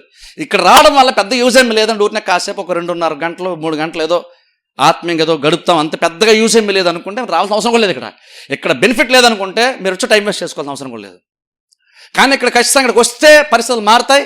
ఇక్కడికి వస్తే దేవుని సంది ఖచ్చితంగా నేను దగ్గర కనిపిస్తాను, నేను కాపరిని ఇంతకుముందు కంటే ఎక్కువగా నేను బాగా క్లోజ్గా నేను ఫీల్ అవుతాను అనుకుంటే ఖచ్చితంగా నువ్వు వస్తేనే నీ ప్రాబ్లము సాల్వ్ అవుతుంది. వస్తేనే నీకు ఫస్ట్ ఆఫ్ ఆల్ నీ ప్రాబ్లమ్ సాల్వ్ అవడం కంటే ముందు ఇక్కడ నీకు ధైర్యం అవసరం. ఇక్కడ ధైర్యం అవసరం. ఎందుకంటే ఇక్కడ గాఢంధకారంలో సంచరించినప్పుడు నేను భయపడి అంటున్నాడు అంటే కాపరి దగ్గర ఎందుకు జరగాలి? ఇప్పుడు నువ్వు భయపడకుండా ఉండాలి. ఎందుకంటే నీకు భయం ఎక్కువ నష్టాన్ని తీసుకొస్తుంది. అందులో నువ్వు భయపడకుండా, ప్రాబ్లం సాల్వ్ అవ్వడం సెకండరీ. నువ్వు భయపడకుండా, నువ్వు ప్రాబ్లమ్స్ అవ్వకుండా, నువ్వు ధైర్యంగా నువ్వు దేవుని అందు నిరీక్షణ నుంచి నువ్వు ఖచ్చితంగా సాల్వ్ అయిపోద్దులే ఇది అనేటువంటి ఒక నిశ్చయితనికి రావాలంటే కాపరి దగ్గర జరిగితేనే అంధకారములో నీకు ధైర్యం వస్తుంది. నువ్వు ప్రాబ్లం సాల్వ్ అంటే అంధకారం గుండా నువ్వు వెళ్తేనే అవుతుంది. ఇది చెప్పండి, జస్ట్ ఒక 5-10 నిమిషాలు నడిస్తే దాటేసేది కాదు. ఇది కొంతకాలం పాటు అలా వెళ్ళాల్సి వస్తుంది. కొంతకాలం పాటు చీకటి గుండా నీ జీవితం వెళ్ళాల్సి వస్తుంది. బహుశా నీ ఫ్యామిలీ అంతా వెళ్ళాల్సి వస్తుంది, నీ మొత్తం అంతా వెళ్ళాల్సి వస్తుంది. ఆ టైంలో ఏం చేయాలి? యాక్చువల్ మనం ఆ టైంలో బెస్ట్గా చేసిన కార్యం ఏంటంటే నీకు ధైర్యమే అవసరం. అప్పుడు నేను చెప్తాను చూడండి, ఈ ధైర్యం మనుషులు ఎవరు ఊరిని మనకి ఏదన్నా ప్రాబ్లం వచ్చినా మనుషుల గురించి జాగ్రత్తలు చెప్తారు, ఊరిని అంటాం. కానీ నిజంగా నేను చెప్తున్నాను, అది పెద్దగా మనకు యూజ్ ఏమీ అవ్వదు. కాకపోతే చిన్న సాటిస్ఫాక్షన్, నాకు ప్రాబ్లం అన్నా నేను పలకరించారు అంతే. కానీ ప్రాబ్లం సాల్వ్ యాక్చువల్ అక్కడ దొరుకుతుంది నీకు. కొంతమంది మనల్ని ఆదరించే వాళ్ళు ఉంటే మంచిదే, నేను దాన్ని తప్పు చేయట్లేదు, తక్కువగా మాట్లాడట్లేదు. కానీ ప్రాబ్లం సొల్యూషన్ ఎక్కడుందో మనం తెలుసుకోవాలి. ప్రాబ్లం సొల్యూషన్ నీ కాపరి దగ్గర మనకు దొరుకుతుంది. నువ్వు ఆ సిచ్యువేషన్లో నీకు ధైర్యం కావాలంటే నువ్వు కాపరికి దగ్గర జరగడం నేర్చుకోవాలి. దగ్గరగా జరిగితే అప్పుడు నీకు first of all problem solve అవ్వడం పక్కన పెడితే ప్రాబ్లం ఉంటూ కూడా నీకు ఒక ధైర్యం. ఏంటి ధైర్యం అంటే కాపరి నా దగ్గర ఉన్నాడు కాబట్టి ఏది రాకుండా ఆయన నన్ను చూసుకుంటాడు. నా జీవితం అయితే నీటి బుడగ లాంటి జీవితమే, ఇంతలో కనబడి అంతలో మాయమైపోయే జీవితమే. కాకపోతే కాపరి ఉన్నాడు కాబట్టి ఈ చీకటి అంధకారంలో అవతల ఎటువంటి క్రూర మృగాలు ఎంత ప్రమాదము పొంచి ఉందో నాకైతే తెలియదు. కానీ నాకు ఒకటి కనబడాలి, ఆ తుప్పల్లో పొదల్లో అవతల చీకటిలో ఏ ప్రమాదం పొంచుంది, ఏ జంతువు ఉంది, అది నాకు కనబడట్లేదు అనేది ప్రాబ్లం కాదు. శత్రువుని కనబడకపోవడం నీ ప్రాబ్లం కాదు. నీ రియల్ ప్రాబ్లం ఏంటంటే నీ కాపరి కనబడాలి. కాపరి కనబడకపోతే నువ్వు భయపడు. శత్రువు కనబడకపోతే శత్రువుని కనబడాల్సిన అవసరం లేదు. నువ్వు తెలుసుకోవాల్సిందల్లా ఒకటే, నువ్వు చీకట్లు ఉన్నప్పుడు నాకు ప్రాబ్లం ఏంటో నాకు తెలియట్లేదండి, అవతల ఏముందో నాకు తెలియట్లేదండి, ఆ తుప్పులు అవతాల, ఆ పొదలు అవతాల, ఆ చీకట్లో ఏది దాగుందో, ఏ ప్రమాదము దాగుందో నాకు కనబట్టలేదండి, అందుకే నేను భయం వేస్తుంది అనుకుంటున్నామో. నేను చెప్తున్నాకు, నువ్వు నిజంగా ఒక విశ్వాసం అయితే, దేవుడు కనుక కాపరి ఉంటే, నువ్వు నిజంగా గొర్రె ఉంటే, నువ్వు తెలుసుకోవాల్సింది, కనబడాల్సింది శత్రువు ఎక్కడో దాగున్నాడు అన్నది కాదు. నీకు కావాల్సింది కాపరి ఎక్కడ ఉన్నాడు, నీకు అది తెలియాలి. అది తెలిస్తే చాలు, ఒక శత్రువు నీకు కనబడినా సరే నీకు ధైర్యం వస్తుంది. ఎందుకంటే ఇక్కడ యాక్చువల్గా దావీదు ఇక్కడ ప్రాబ్లం సొల్యూషన్ గురించి మాట్లాడట్లేదు, ధైర్యం గురించి మాట్లాడుతున్నాడు. ప్రాబ్లంలో ఉంటుండగా ధైర్యంగా కొనసాగడం గురించి మాట్లాడుతున్నాడు. ఆ ధైర్యం ఎలా వస్తుందో తెలుసా? కాపరి నువ్వు చూసినప్పుడు, చీకట్లో నీకేం కనబడకపోయినా సరే కాపరి ఒక్కడు నీకు కనబడితే చాలు, ఆ కాపరిని బట్టి నువ్వు ధైర్యంగా నువ్వు గాఢంధకారంలో నడుచుకుంటూ వెళ్ళిపోతావు. కాపరి కనుక కనబడితే చాలు. ఆ టైంలో నీకు కావాల్సిందల్లా ఏంటి, ఆ టైంలో నువ్వు చూడాల్సిందల్లా ఏంటి, నీకు అర్థం అవ్వాల్సిందల్లా ఏంటి, నువ్వు ఎక్స్పీరియన్స్ చేసిందల్లా ఏంటంటే కాపరి నువ్వు చూడాలి, నువ్వు కాపరిని కనుగొనాలి, నువ్వు కాపరి యొక్క సన్నిధిని ఎక్స్పీరియన్స్ చేస్తే చాలు, నువ్వు ధైర్యంగా ఉండొచ్చు. దావీదు ఆ కాపరిని బట్టే ధైర్యంగా ఉంటున్నాడు. అన్నాడు, నీవు నాకు తోడై ఉందువు అంటున్నాడు. ఎందుకని? గాఢంధకారంలో సంచరించినా నువ్వు నాకు తోడే ఉంటావు కాబట్టి నేను భయపడను. ఎందుకు భయం కలదు దావీదు నీకంటే? ఆయన నాకు తోడుగా ఉన్నాడు. సో నిజంగా ప్రాబ్లమ్స్ ఉన్నప్పుడు నిజంగా దేవుని తను అనుభవించగలిగేలాగా ఏదైనా మనం చేస్తున్నాం ఆలోచించాలి. ప్రాబ్లమ్స్ ఉన్నప్పుడు చర్చిరండి అంటూ ఏదో చర్చకొచ్చేస్తే సాల్వ్ అయిపోద్ది అనుకోకండి. చర్చకొస్తే సాల్వ్ అవుతాయి, చాలా ఉన్నాయి, నేను కాదంటలేదు. కానీ ఏదో ప్రాబ్లమ్ సాల్వ్ అవ్వాలి కాబట్టి చర్చకొచ్చామన్నారండి అనే కాదు. అదేంటంటే నువ్వు కాపరికి నువ్వు దగ్గరగా జరుగుతున్నప్పుడు నువ్వు కాపరి సన్నిధి నువ్వు ఫీల్ అవుతావు. ఎందుకంటే అది ఎంత క్లోజ్గా నువ్వు కాపరి నువ్వు ఫీల్ అవుతావో, ఆయనకి దగ్గరగా ఉన్నాడంటువంటిది నువ్వు ఎంత ఎక్కువ నీకు ఆ అనుభవం వస్తుందో అంత ధైర్యం నీకు వస్తుంది. గుర్తుపెట్టుకోండి, చాలా సందర్భాల్లో మనం సిచ్యువేషన్స్లో భయపడుతున్న అర్థం ఏంటంటే ప్రాబ్లం పెద్దది కావడానికి కాదు, కాపరిని కనబట్టలేదు కాబట్టి నీకు భయం వేస్తుంది. ఆ కాపరి ఎందుకు కనబట్టలేదు? కాపరి నేను వదిలేశాడా అంటే, ఈ మంచి కాపరి మనం వదిలేసేవాడు కాదు, మధ్యలో వదిలేసాడు కాదు. ఈ గొర్రెల కోసం నేనేం చేయలే, నేనెందుకు అంత రిస్క్ తీసుకోవాలి, అవి రిస్క్లో పడి నేను రిస్క్లో పడాలి అని అవి గాఢంధకారం నేను తీసుకెళ్ళను అని గొర్రెల యొక్క మంచి చెడు చూసుకోకుండా, బాగోలు చూసుకోకుండా వదిలేసే కాపరి కాదు ఈ కాపరి. ఈ కాపరి గొర్రెలకు ఎంత రిస్క్ తీసుకున్నాడంటే, అది అంధకారమైనా సరే నేను తీసుకుని వెళ్తాను అట్లని. ఎందుకంటే అవి ఆకలితో సతమతిస్తూ ఉండడం నాకు ఇష్టము లేదు. కొంత ప్రమాదం ఉంది కాబట్టి ఎక్కడో దూరంగా వెళ్తే, బోల్డ్ రిస్క్ తీసుకుని వెళ్తే అప్పుడు పచ్చిక దొరుకుతుంది అనుకున్నప్పుడు కొంతకాలం వాటిని దొడ్లోనే కట్టేస్తానులే, ఓపికగా ఉంటే తర్వాత ఎప్పుడో చూద్దాంలే అని కాపరి అలా వదిలేడు. కాపరి వీళ్ళంత రిస్క్ తీసుకుంటాడు గొర్రెల యొక్క క్షేమం కొరకు, తానంత రిస్క్ని తీసుకుంటాడు. ఎందుకని? ఈ గొర్రెలు తీసుకెళ్తున్నప్పుడు ఏదన్నా తోడేలు కానీ సింహం వస్తే గొర్రె కోసం వస్తుంది. మీకు తెలుసా? దావీదు కోసం రాదు, గొర్రె కోసం వస్తుంది. సింహం ఎలుగుబంటి ఇంతమంది వచ్చినప్పుడు దావీదు కోసం రాలేదు, అవి గొర్రె కోసం వచ్చినాయి. కానీ దాని వెనకాల పరిగెట్టింది ఎవరు? దావీదు. ఫైట్ చేసింది ఎవరు? దావీదు. అంటే అర్థం ఏంటి? ప్రమాదం ఉన్నప్పుడు యాక్చువల్ ఏంటంటే అది కాపరి ఎంత రిస్క్ ఎందుకు తీసుకుంటున్నాడు. మంచి కాపరి కాబట్టి గొర్రెల కోసం ఎంతవరకు వెళ్తాడు ఇక్కడ మనకు అర్థమవుతుంది. నాకు ప్రాబ్లం లేదులే, పచ్చి కాటలు కదా, కొంతకాలం అట్లా ఓపిక ఉంటలే, ఇంతకాలం పోషించాను, ఒక 3 నెలలు ఆగలేవా అనుకోండి. కాపరి అలా వాటిని దొడ్లను కట్టేసి ఆకలితో అలమటించేలాగా కాపరి వదిలేయట్లేదు. అట్లని రిస్క్ నేను తీసుకుంటాను, కానీ అన్ని బాగున్నప్పుడు ఎలాగైతే అట్లా సంతోషపరిచానో, ఇప్పుడు రిస్క్ తీసుకోవాల్సిన సందర్భం వచ్చినా సరే నేను వాటికి అదే సంతోషాన్ని, అదే ధైర్యం నేను ఇస్తాను, అదే తృప్తి నేను వాటికి ఇస్తాను.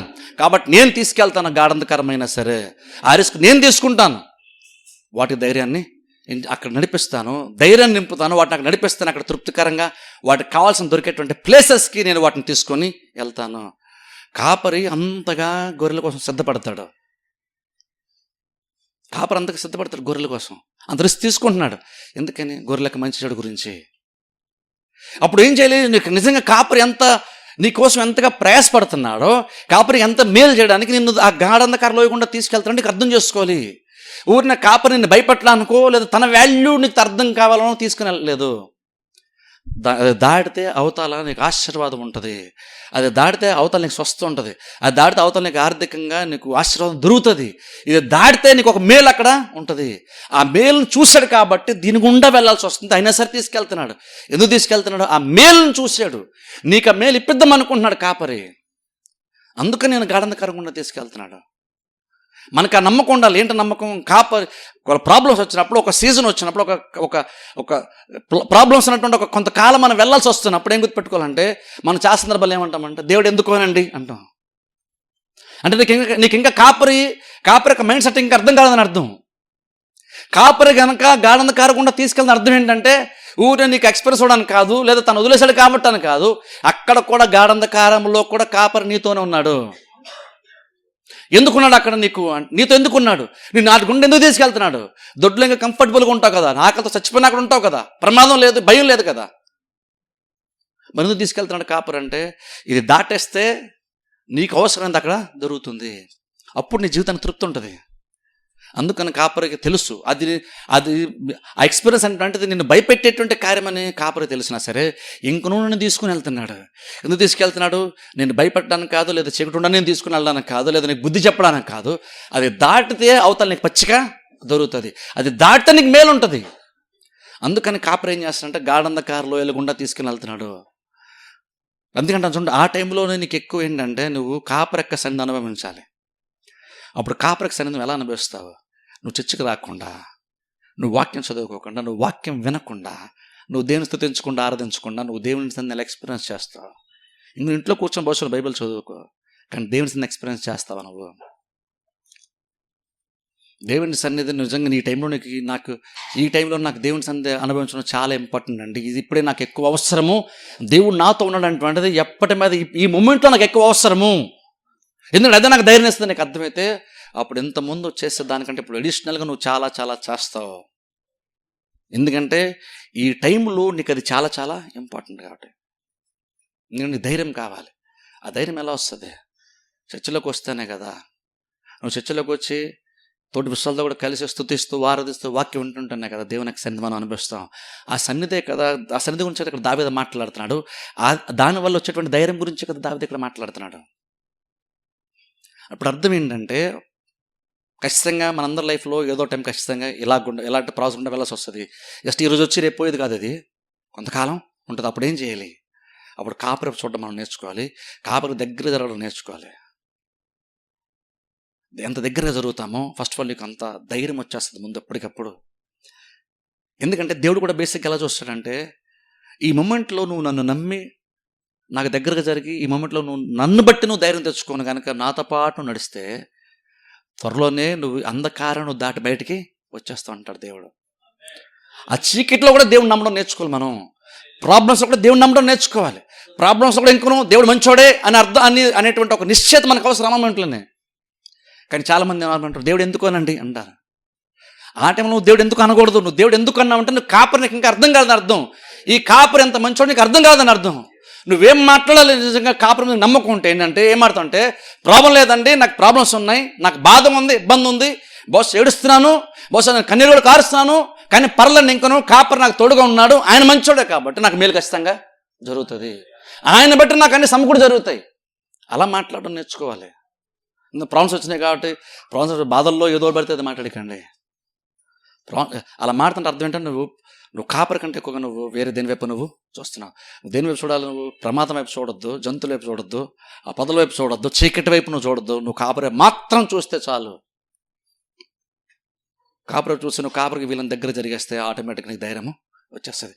అదే ఇక్కడ దావీదు మాట్లాడుతున్నాడు. గాఢంధకారంలో వీళ్ళని సంచరించిన ఏ అపాయాన్ని భయపడినావు. ఎందుకు భయపడినా అక్కడ చూడండి, అక్కడ మారుతూ దుడ్డుకర గురించి చెప్పి ముగించేస్తాను చూడండి. ఏ అపాయము నాకు భయపడను, నీవు నాకు తోడయ్యందువు అంటున్నాడు. చూడండి అక్కడ నీవు నాకు తోడై ఉంటావు అంటున్నాడు. చూడండి, నీ దుడ్డు కర్రయ్యు నీ దండము నన్ను ఆదరించను. ఈ దుడ్డు కర్ర గురించి క్లుప్తంగా చెప్పి నేను ముగించేస్తాను. ఇక్కడ చూడండి దుడ్డు కర్ర, ఇక్కడ రెండు విషయాలు మాట్లాడుతున్నాడు. ఇక్కడ దుడ్డు కర్ర దండం అంటున్నాడు. దుడ్డు కర్రయు దండము.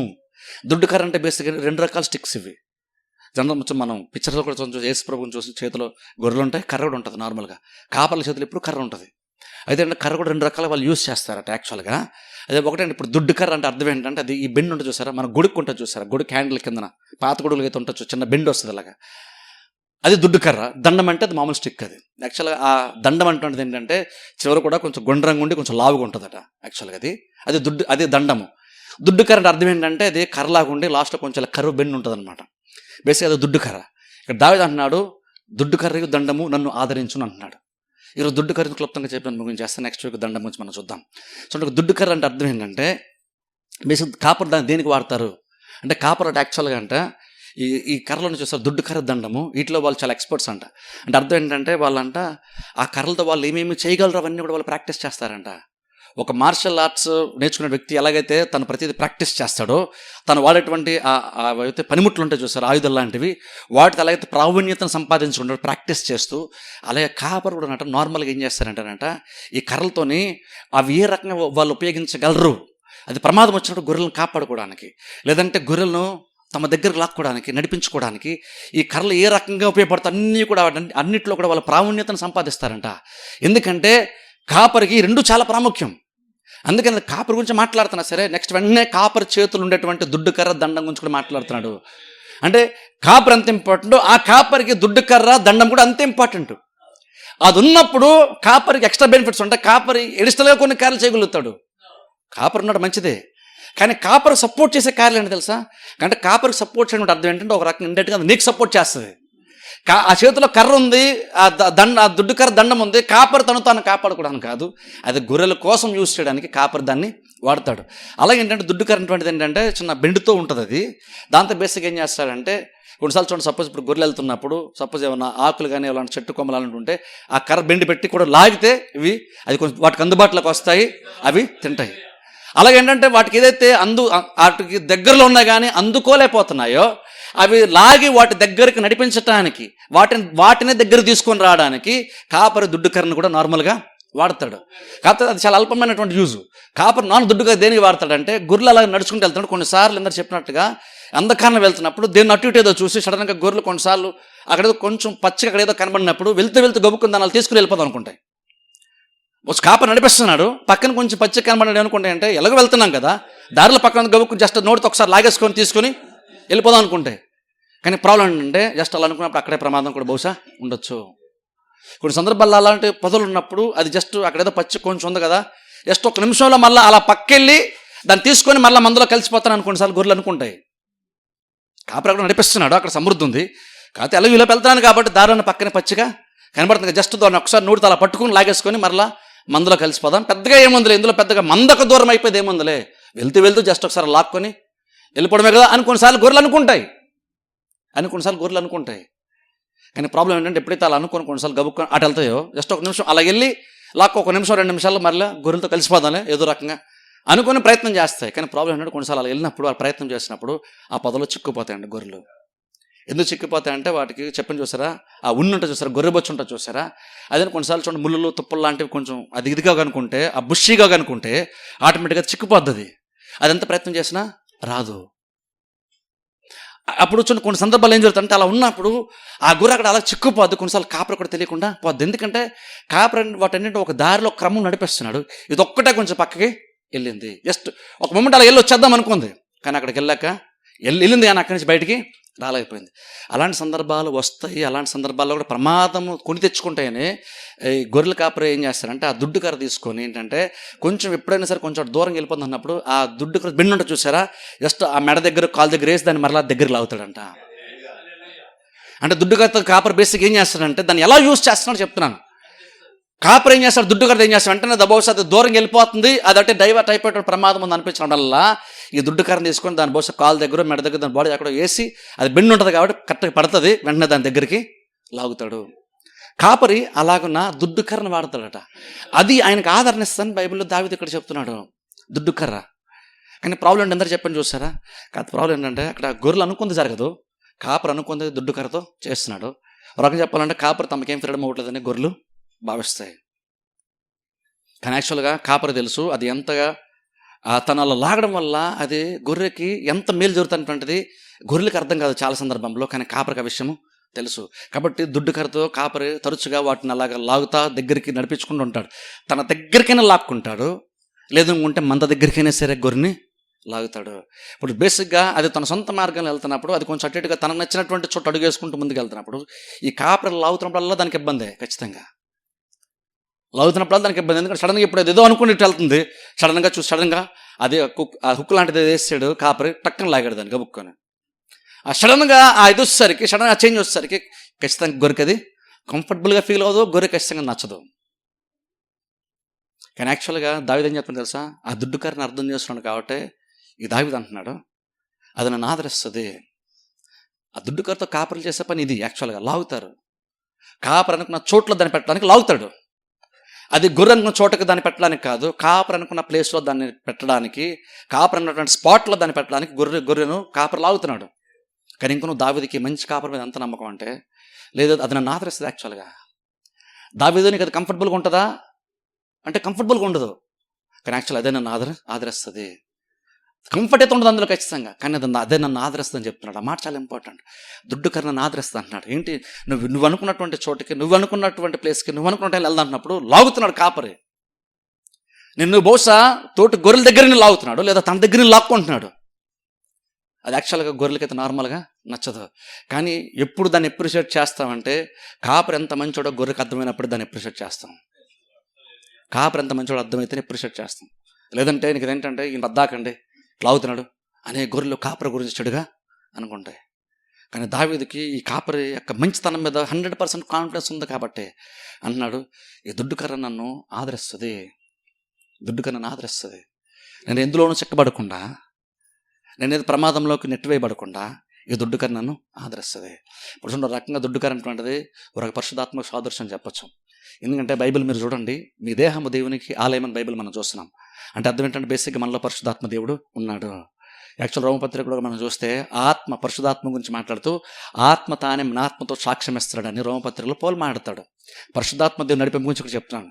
పరిశుద్ధాత్మ దేవుడు కూడా ఏం చేస్తాడు తెలుసా? పరిశుద్ధాత్మ దేవుడు కూడా మన ఈ లోకం నడిపించే ప్రయత్నం చేస్తాడు. పరిశుద్ధ దేవుడు చేసే పని ఏంటో తెలుసా? చాలామంది పరిశుద్ధాత్మ దేవుడి గురించి ఏమనుకుంటారంటే, పరిశుద్ధాత్మ దేవుడు ఎంతసేపు భాషలు మాట్లాడతాడు, లేదా రాడికల్గా ఏదో హడావుడిగా ఏదో కార్యాలు చేసేస్తాడు అనుకుంటారు. పరిశుద్ధాత్మ దేవుడు మీకు తెలుసా? పరిశుద్ధాత్మ దేవుడు బైబిల్ ప్రకారం చెప్తాను పరిశుద్ధాత్మ దేవుడు ఎలా పనిచేస్తాడో. పరిశుద్ధాత్మ దేవుడు ఎలా పనిచేస్తాడో ఇంప్రెషన్ మీకు ఇచ్చే ప్రయత్నం చేస్తాను. చాలామంది అనుకుంటారంటే హడావుడిగా మీటింగ్ లేదని జరిగిపోతే పరిశుద్ధాత్మ దేవుడు వస్తాడంటారు. అంటే అది లేకపోతే పరిశుద్ధాత్మ దేవుడు లేడని అర్థం చాలామంది ఇదిలో. అది పరిశుద్ధాత్మ దేవుడు ఉన్నాడు లేదని ఖచ్చితంగా చెప్పలేం, కానీ చాలామంది దేని బేస్ చెప్తారంటే దేవుడు పరిశుద్ధాత్మ దేవుడు ఉన్నాడని చెప్పడానికి, హడావుడిగా ఏదైనా రాడికల్గా ఎక్స్ట్రాడినరీగా ఏదైనా జరిగిపోతే దాన్ని చూసి పరిశుద్ధాత్మ దేవుడు ఉన్నాడంటారు. కానీ చెప్తాను చూడండి, బైబిల్ బట్టి నేను చెప్తున్నాను, పరిశుద్ధాత్మ దేవుడు ప్రతిసారి రాడికల్గా పనిచేయడు, అంటే హడావుడిగా వైలెంట్గా పనిచేయడు. కొన్ని సందర్భాల్లో అంటే పరిశుద్ధాత్మ దేవుడు కూడా చాలా డీసెంట్గా పనిచేస్తాడు తెలుసా, చాలా డీసెన్సీతో పనిచేస్తాడు. ఎగ్జాంపుల్ మీరు చూడండి, మనకు తెలుసు కదా, జస్ట్ చెప్పేస్తాను బైబిల్ తీయకుండా. ఒకసారి దేవుడు ఏలియా అనే ఒక ప్రాంతంలో ఉండమని చెప్తాడు. ఆ బయలుదేర పర్వతాలు ఛాలెంజ్ చేసి అంతా అయిపోయిన తర్వాత ఒక ప్లేస్కి వెళ్ళి ఉండమంటాడు. అక్కడికి వెళ్ళి ఉన్నాడు. అక్కడ ఉన్న తర్వాత చూస్తే దేవుడు వచ్చాడట. దేవుడు వచ్చినప్పుడు అక్కడ భయంకరమైనటువంటి గాలి వచ్చిందంట. ఆ గాలికి అసలు యాక్చువల్గా రాళ్ళు ఇవన్నీ కూడా బద్దలైపోయినాయంట. అంత బలమైన గాలి వీచిందని బైబిల్ మనం చూస్తాం. అక్కడికి వెళ్ళి నేను నిన్ను దర్శిస్తానని దేవుడు చెప్పాడు దావీదుతో, ఏలియాతో చెప్పినప్పుడు అక్కడ ఏలియా వెయిట్ చేస్తున్నాడు. సడన్గా చాలా బలమైన గాలి వచ్చింది. ఆ బలమైన గాలి ఎంత ఎక్కువ వచ్చిందంటే బైబిల్లో చూస్తే యాక్చువల్గా అక్కడ ఆ మెట్టలు తత్తిరిలేని బైబిల్ మనం చూస్తాం. అంటే రాళ్ళు అవన్నీ కదిలిపోయినాయి. అంత బలమైన గాలి వీచింది. మనుషులు కదిలిపోవడం కాదు, బండలు కదిలిపోవడం అని చెప్తున్నాం. అంత బలమైన గాలి వీచింది. కానీ బైబిల్ చెప్తున్నటువంటి మాట ఏంటి సార్? ఇది మొదట 19 అధ్యాయాలు ఉంటుంది. మీరు తర్వాత ఎప్పుడైనా కావాలంటే చదువుకోండి, మీకు తెలుసు కాబట్టి చెప్పేస్తున్నాను.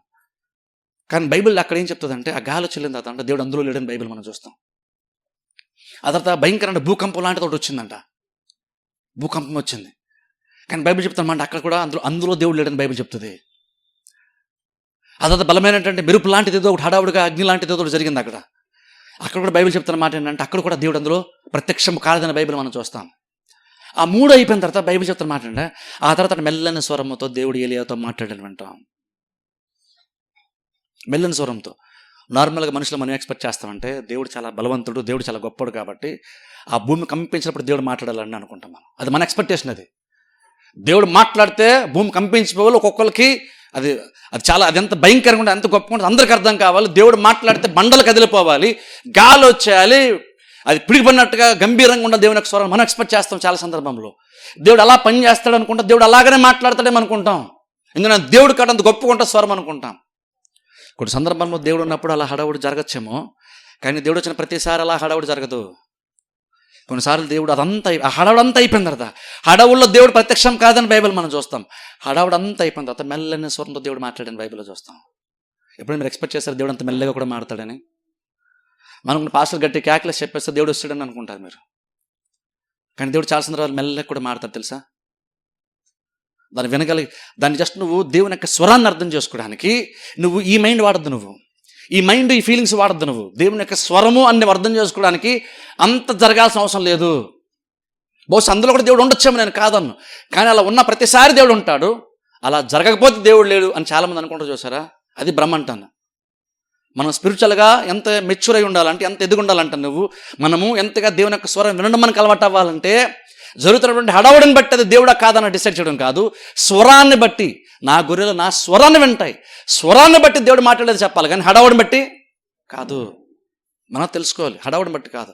అలాగే లోపల కూడా దేవుడు ఆత్మ తానే మన ఆత్మ సాక్ష్యం ఇస్తాడంట. మీకు తెలుసా, పరిశుద్ధ దేవుడు నీతో కూడా మాడతాడు, బయట ప్రవచనం ద్వారా కాదని చెప్పేది, నీలో నుండి నీ ఆత్మతో పరిశుద్ధాత్మ మాట్లాడతాడు.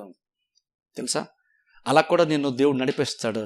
నడిపింపుని చెప్తున్నాను నేను, అలా కూడా దేవుడు నడిపిస్తాడు. శాసన బయట హడావుడితో జరిగిపోవాలనుకుంటాం. దేవుడు నేనేం చేయాలంటే దేవుడు నాకు గైడెన్స్ ఇవ్వాలంటే బయట నుంచి హడావుడిగా జరగాలనుకుంటాం. నేను చాలామంది ఎప్పుడైనా సందర్భం వచ్చి ఎవరన్నా ఎలాంటి డిస్కొస్తే నేను ఒకటే మాట చెప్తాను, లోపల మీకు ఏమనిపిస్తుందో అది చూడని అంటాను. నేను వేరే ఎక్స్ట్రాగా ఏది చెప్పను. నువ్వు ఇంటికి వెళ్ళగానే లైట్లు వెళ్ళగాలి, లైట్లు ఆగిపోవాలి, ఇంటికి వెళ్ళి ఎవరో ఒకరు రావాలి, నువ్వు రోడ్డుకి ఎక్కగానే ఎర్ర బస్ కనబడాలి, ఈ టైప్ నేను చెప్పను. వెళ్ళగానే ఫోన్ రింగ్ కావాలి, నువ్వు అనుకున్నప్పుడు ఫోన్ రింగ్ అయితే దేవుడు ఉన్నాడని అలా దేవుని చెప్తాను. అలా సిల్లిగా ఎక్స్పెక్ట్ చేయకండి. అలా కాదు. దేవుడు నడిపించే విధానం ఏంటంటే, దేవుడు చాలా సందర్భంలో లోపల నుంచి కూడా మాడతాడు, అది వాక్యం ద్వారా కూడా మాడతాడు. నెక్స్ట్ నేను చెప్తాను దాని గురించి. కానీ దేవుడు యాక్చువల్ పరిశుద్ధాత్ముడు నీలో ఉన్నాడు, నీలోంచి కూడా పరిశుద్ధాత్ముడు మాట్లాడి నేను ప్రతిరోజు నడిపించే ప్రయత్నం కూడా పరిశుద్ధాత్ముడు చేస్తాడు, నేను ఆకర్షించే ప్రయత్నం చేస్తాడు, నేను దగ్గరకు లాక్కునే ప్రయత్నం పరిశుద్ధాత్మ దేవుడు కూడా చేస్తాడు. దేవుడు చేస్తాడు అలాగా. యేసుక్రీస్తు అన్నారు చూసారా, ఆయన నేను వెళ్ళటమే మీకు మంచిది అన్నారు. ఆయన వెళ్ళిపోయే టైం వచ్చినప్పుడు శిష్యులతో అన్నారు, నేను వెళ్ళటమే మీకు మంచిది అన్నారు. అదేంటి ప్రభువా, నువ్వు వెళ్తే మాకేం మంచి జరుగుతుంది, నువ్వు ఉంటేనే కదా మాకంతా బాగుంటుంది అంటే, నేను వెళ్తే మీకు ఆదరణకర్తను పంపిస్తాను, నేను వెళ్ళడమే మీకు బెటర్ అన్నారు క్రీస్తు. వెళ్తే మీకు మంచిది అంటే అర్థం ఏంటి? యేసుక్రీస్తు ఉంటే బెటర్ కదా అని మనం అనుకుంటున్నాం, కానీ క్రీస్తు అంటున్నాను నేను వెళ్ళడమే మీకు మంచిది, ఎందుకని నేను వెళ్తే మీకు ఆదరణకర్తను పంపిస్తాను. ఇప్పుడు ఆదరణకర్త అనగానే వెంటనే ఏమనుకుంటారంటే, మన బాధలు ఉంటే ఓదారుస్తాడండి పరిశుద్ధాత్మ దేవుడు, నన్ను ఆదరిస్తాడు, ఓదారుస్తాడు, అందుకని ఆదరణకర్త అనుకుంటారు.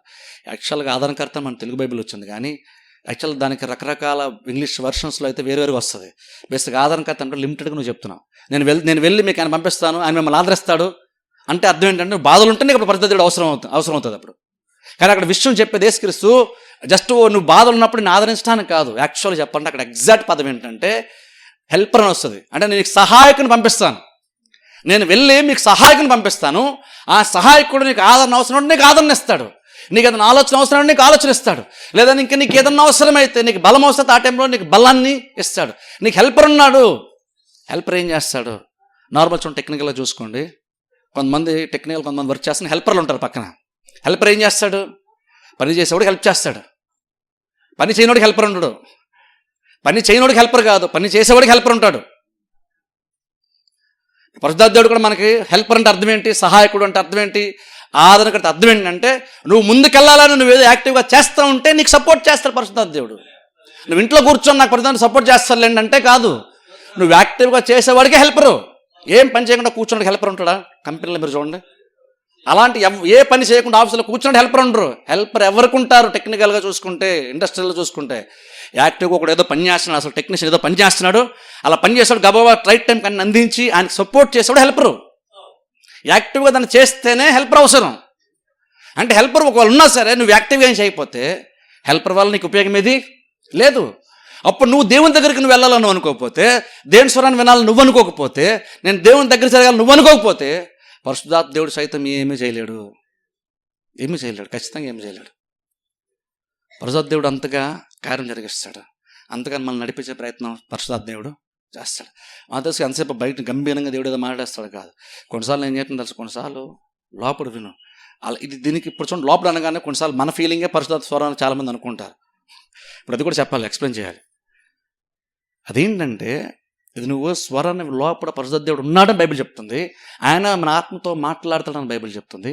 అప్పుడు నువ్వేం చేయాలంటే, ఆ స్వరాన్ని వినడానికి నువ్వు ట్రైనింగ్ ఉండాలి. అంటే కొంతకాలం నువ్వు దాన్ని అలవాటు చేసుకుంటేనే ఓ టైం వచ్చినా నువ్వు క్లియర్గా నువ్వు వింటావు. సపోజ్ ఎవరో తలుపు కుట్టారు అనుకుందాం, బయట ఎవరో ఉన్నారు మాట్లాడుతున్నారు, ఎవరన్నంటే ఏదో ఇది చెప్పారు వాళ్ళు ఎప్పుడు మనకు తెలియదు. అప్పుడు మన స్వరం మనకు అలవాట్లేదు కాబట్టి వాళ్ళు ఎవరు మనం చెప్పలేం. కానీ తరచుగా మన కుటుంబ సభ్యులు ఎవరున్నా అనుకోండి, అవతల మనం చూడకపోయినా సరే ఎవరు అని అడిగినప్పుడు వాళ్ళు నేనే అన్నారు అనుకోండి, వాళ్ళ పేరు చెప్పలేదు, నేనే అంటారు, కానీ మనం టక్కని తలుపుతాం. ఎందుకంటే నేనన్న దాంట్లో పేరు లేదు, ఇన్ఫర్మేషన్ లేదు, నేనే అన్నారు, కానీ ఆ స్వరం ఏంటో మనకి తెలుసు. ఆ స్వరాన్ని బట్టి నేను ఎవరో మనకు అర్థమైపోతుంది, దాన్ని బట్టి మనం తలుపు తీసేస్తున్నాం. అలాగే పరిశుద్ధాత్మ దేవుని యొక్క స్వరం కూడా నీకు అర్థం అవ్వాలి అంటే అది జస్ట్ నీ ఫీలింగా, పరిశుద్ధాత్మ యొక్క స్వరమా నీకు అర్థం అవ్వాలంటే నువ్వు పరిశుద్ధాత్మ స్వరాన్ని వినడానికి నువ్వు కొంతకాలం నువ్వు ఎక్స్పెక్ట్ చేయాలి, ట్రైనింగ్ తీసుకుంటే ఎక్కడో మొమెంట్ వచ్చినప్పుడే నీకు పరిశుద్ధాత్మ దేవుని యొక్క స్వరం ఏంటో నీకు తెలుస్తుంది. ఎందుకు కొన్నిసార్లు నీకో స్వరం ఉంటుంది, అది చాలా సందర్భాల్లో మన ఫీలింగ్ కూడా అవ్వచ్చు. కానీ పరిశుద్ధాత్మ దేవుడు ఏం చెప్తున్నాడు చాలా చాలా ఇంపార్టెంట్. అందుకని చూసారా, ప్రాబ్లమ్స్ ఉన్నప్పుడు మనం ఏంటంటే ఎంతసేపు మనం ఏం ఎక్స్పెక్ట్ చేస్తామంటే నేనేమనుకుంటున్నానో నా దగ్గరికి వచ్చి నన్ను ఓదార్చాలో అలాగే మాట్లాడాలనుకుంటాం. నేను ప్రతిసారి నీకు అది మేలు చేయదు. కానీ ఈవెన్ చాలామంది, నేను చెప్పేది విశ్వాసం చెప్తున్నాను, నాకు కొంతమంది ఉన్న ప్రాబ్లం ఏంటంటే మీరు ప్రాబ్లమ్స్ ఉన్నప్పుడు మీరు బేసిక్గా ఏం ఎక్స్పెక్ట్ చేస్తాను నాకు క్లియర్ తెలుసు. మీరు ఏం ఎక్స్పెక్ట్ చేస్తారంటే, నాకు ఒక విషయం చెప్తే ఏం ఎక్స్పెక్ట్ చేస్తారంటే మీరు అనుకున్నట్టు నేను మాట్లాడాలని ఎక్స్పెక్ట్ చేస్తారు మీరు. కానీ బహుశా ప్రతిసారి మీరు అనుకుంది నేను ఒకవేళ మీరు బాధపడతారు కాబట్టి మాట్లాడని అనుకుందాం, ఒకవేళ అది మాట్లాడిన దానివల్ల అయితే మీకు పెద్ద యూజ్ ఏమీ ఉండదు. మీకు అనుకుంది జరిగింది కాబట్టి సాటిస్ఫాక్షన్ అంతే. మీరు అనుకుంది నా ద్వారా జరిగిందంటే మీకు సాటిస్ఫాక్షన్, అది జస్ట్ ఆ సాటిస్ఫాక్షన్ మొమెంటరీయే, కానీ దానివల్ల మీకు యూజ్ ఏమి ఉండదు. ఆ తాత్కాలికమైనటువంటి ఉపశమనంలా కలుగుతుంది, కానీ పరిష్కారం అయితే మీకు దొరకదు, పరిష్కారం దొరకదు. అందుకే ఎప్పుడైనా సరే ప్రాబ్లమ్స్ ఉన్నప్పుడు మీరు అనుకున్న మాట్లాడే వాళ్ళే చెప్తే బాగుంది ఆ మనుషులు అనుకోండి. కొన్ని సందర్భాల్లో నీకు నచ్చందని వినాల్సి వస్తుంది, కొన్ని సందర్భాల్లో అదే పరిశుద్ధ స్వరం కూడా బహుశా అవ్వచ్చు.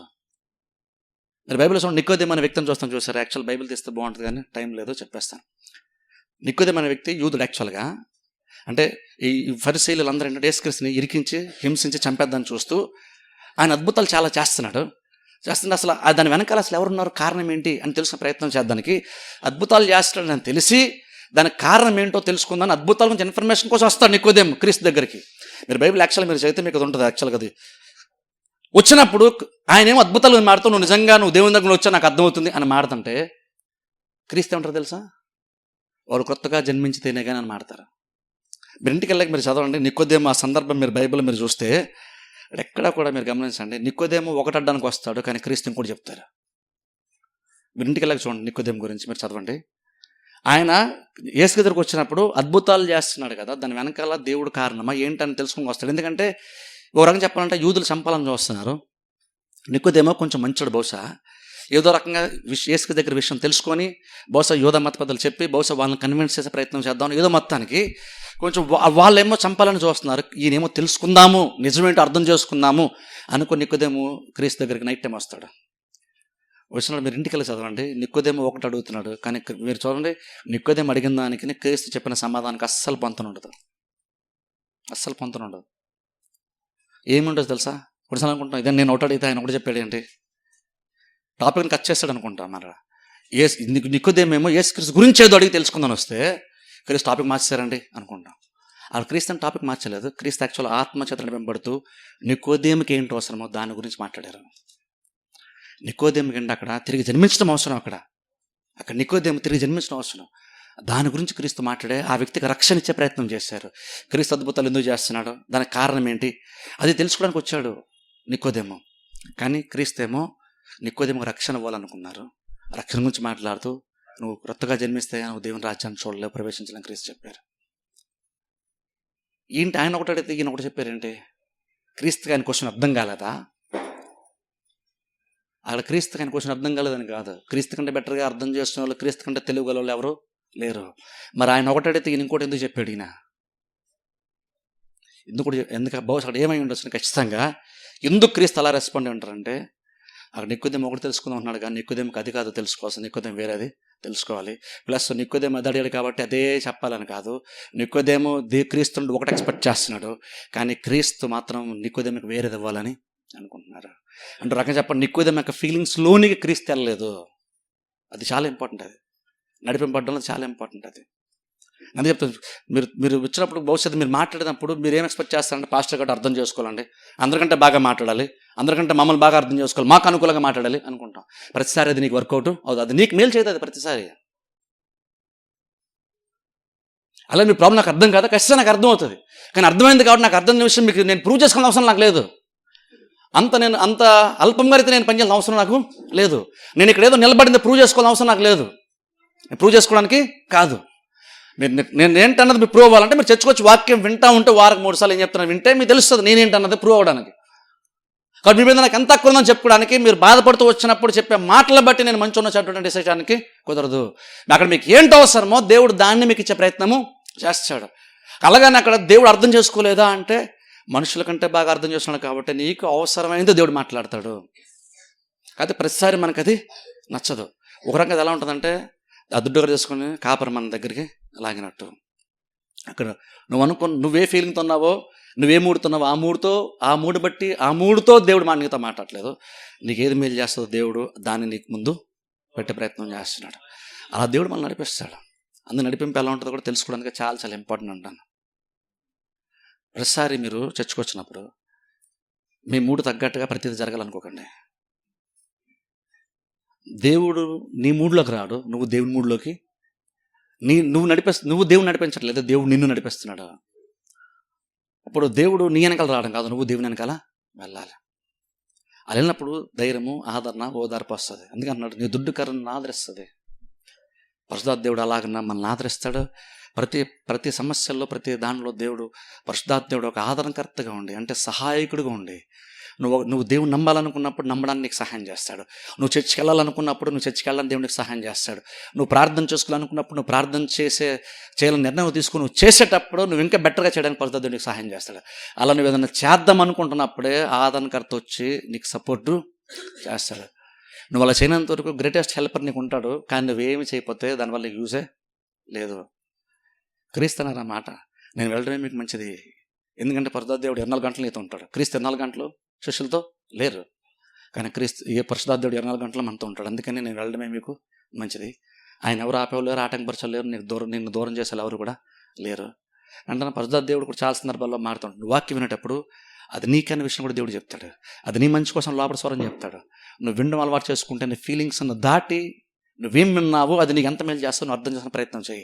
నువ్వు జస్ట్ ఫీలింగ్స్ మీద బేస్ చేసుకుంటే దేవుని యొక్క స్వరం కూడా నీకు అది చెడుగా అనిపిస్తుంది. సాతాను స్వరం లాక్కుండా నీకు అనిపించవచ్చు చాలా సందర్భాల్లో. నువ్వు చర్చకోవడానికి వస్తున్నావు, కానీ దేవుడు ఇంకోటి మాట్లాడుతున్నాడు. దేవుడు సంబంధం లేకుండా మాట్లాడుతున్నాడు కాదు, నీకు అర్థం కావట్లేదు, కానీ దేవుడు నీకు మేలు చేసేది మాట్లాడుతున్నాడు. నేను పరిశుద్ధాత్మ దేవుడు మాట్లాడేవాడు పూర్తి జస్ట్ భాషలు మాట్లాడి ప్రవచనాలు చెప్పేసి దేవుడు పరిశుద్ధాత్మ దేవుడు వెళ్ళిపోయాడు కాదు. అది ఎప్పుడో ఒకసారి అప్పుడప్పుడు జరుగుతుంటుంది, అది అకేషనల్గా జరుగుతుంది. కానీ పరిశుద్ధాత్మ దేవుడు రోజు నీళ్ళు నడిపించే ప్రయత్నం చేస్తాడు. అందుకంటే కొన్నిసార్లు కూర్చొని ఆలోచించుకోవాలి. మనం జస్ట్ ఫీలింగ్స్ బేస్ చేసుకుని ఆలోచించద్దు. నేను దినమున్న శనివారం ప్రార్థన గురించి చెప్పాను, అది ఎగ్జాక్ట్గా చెప్పాను. అక్కడ చూడండి, అక్కడ మనం చూస్తే జకర్యా ఎలిజబెత్ల గురించి చెప్పాను. దేవుడు ఆయన నోరు మూయించాడు. ఎందుకు మూయించాడు? ఇప్పుడు నోరు మూసుకుంటేనే సైలెంట్గా మూలన కూర్చుంటాడు, మూలన కూర్చుంటే బాగా ఆలోచిస్తాడు, బాగా ఆలోచిస్తున్న విషయాలు అర్థమవుతాయి. ఫీలింగ్స్ బేస్ చేసుకుని ఆలోచించకండి. సైలెంట్గా కూర్చొని ఫీలింగ్స్ బేస్గా నువ్వేమన్నా అనుకుంటున్నావు అన్నది కాదు. దేవుడు నీకు ఏం చెప్పే ప్రయత్నం చేస్తున్నాడు, ఏం తెలియపరిచే ప్రయత్నం చేస్తున్నాడు, అది వినడం ఇంపార్టెంట్. ఎందుకంటే అదే నీకు ధైర్యాన్ని ఇస్తుంది, అది నీకు ఆదరణ ఇస్తుంది, అదే నేను సమస్యల్లో నిన్ను అద్దరికి చేరుస్తుంది. ఎందుకంటే ప్రాబ్లమ్స్ ఉన్నప్పుడు దేవుని స్వరాన్ని వినండి, పరిశుద్ధాత్మ స్వరాన్ని వినండి, కాపరి దగ్గరగా జరగండి. ఎంత దగ్గర జరుగుతావో అంత ధైర్యము, ఆదరణ నీకు వస్తుంది. ప్రార్థన చేస్తే అందరూ తల్ల వంచి కళ్ళు మూసుకోండి.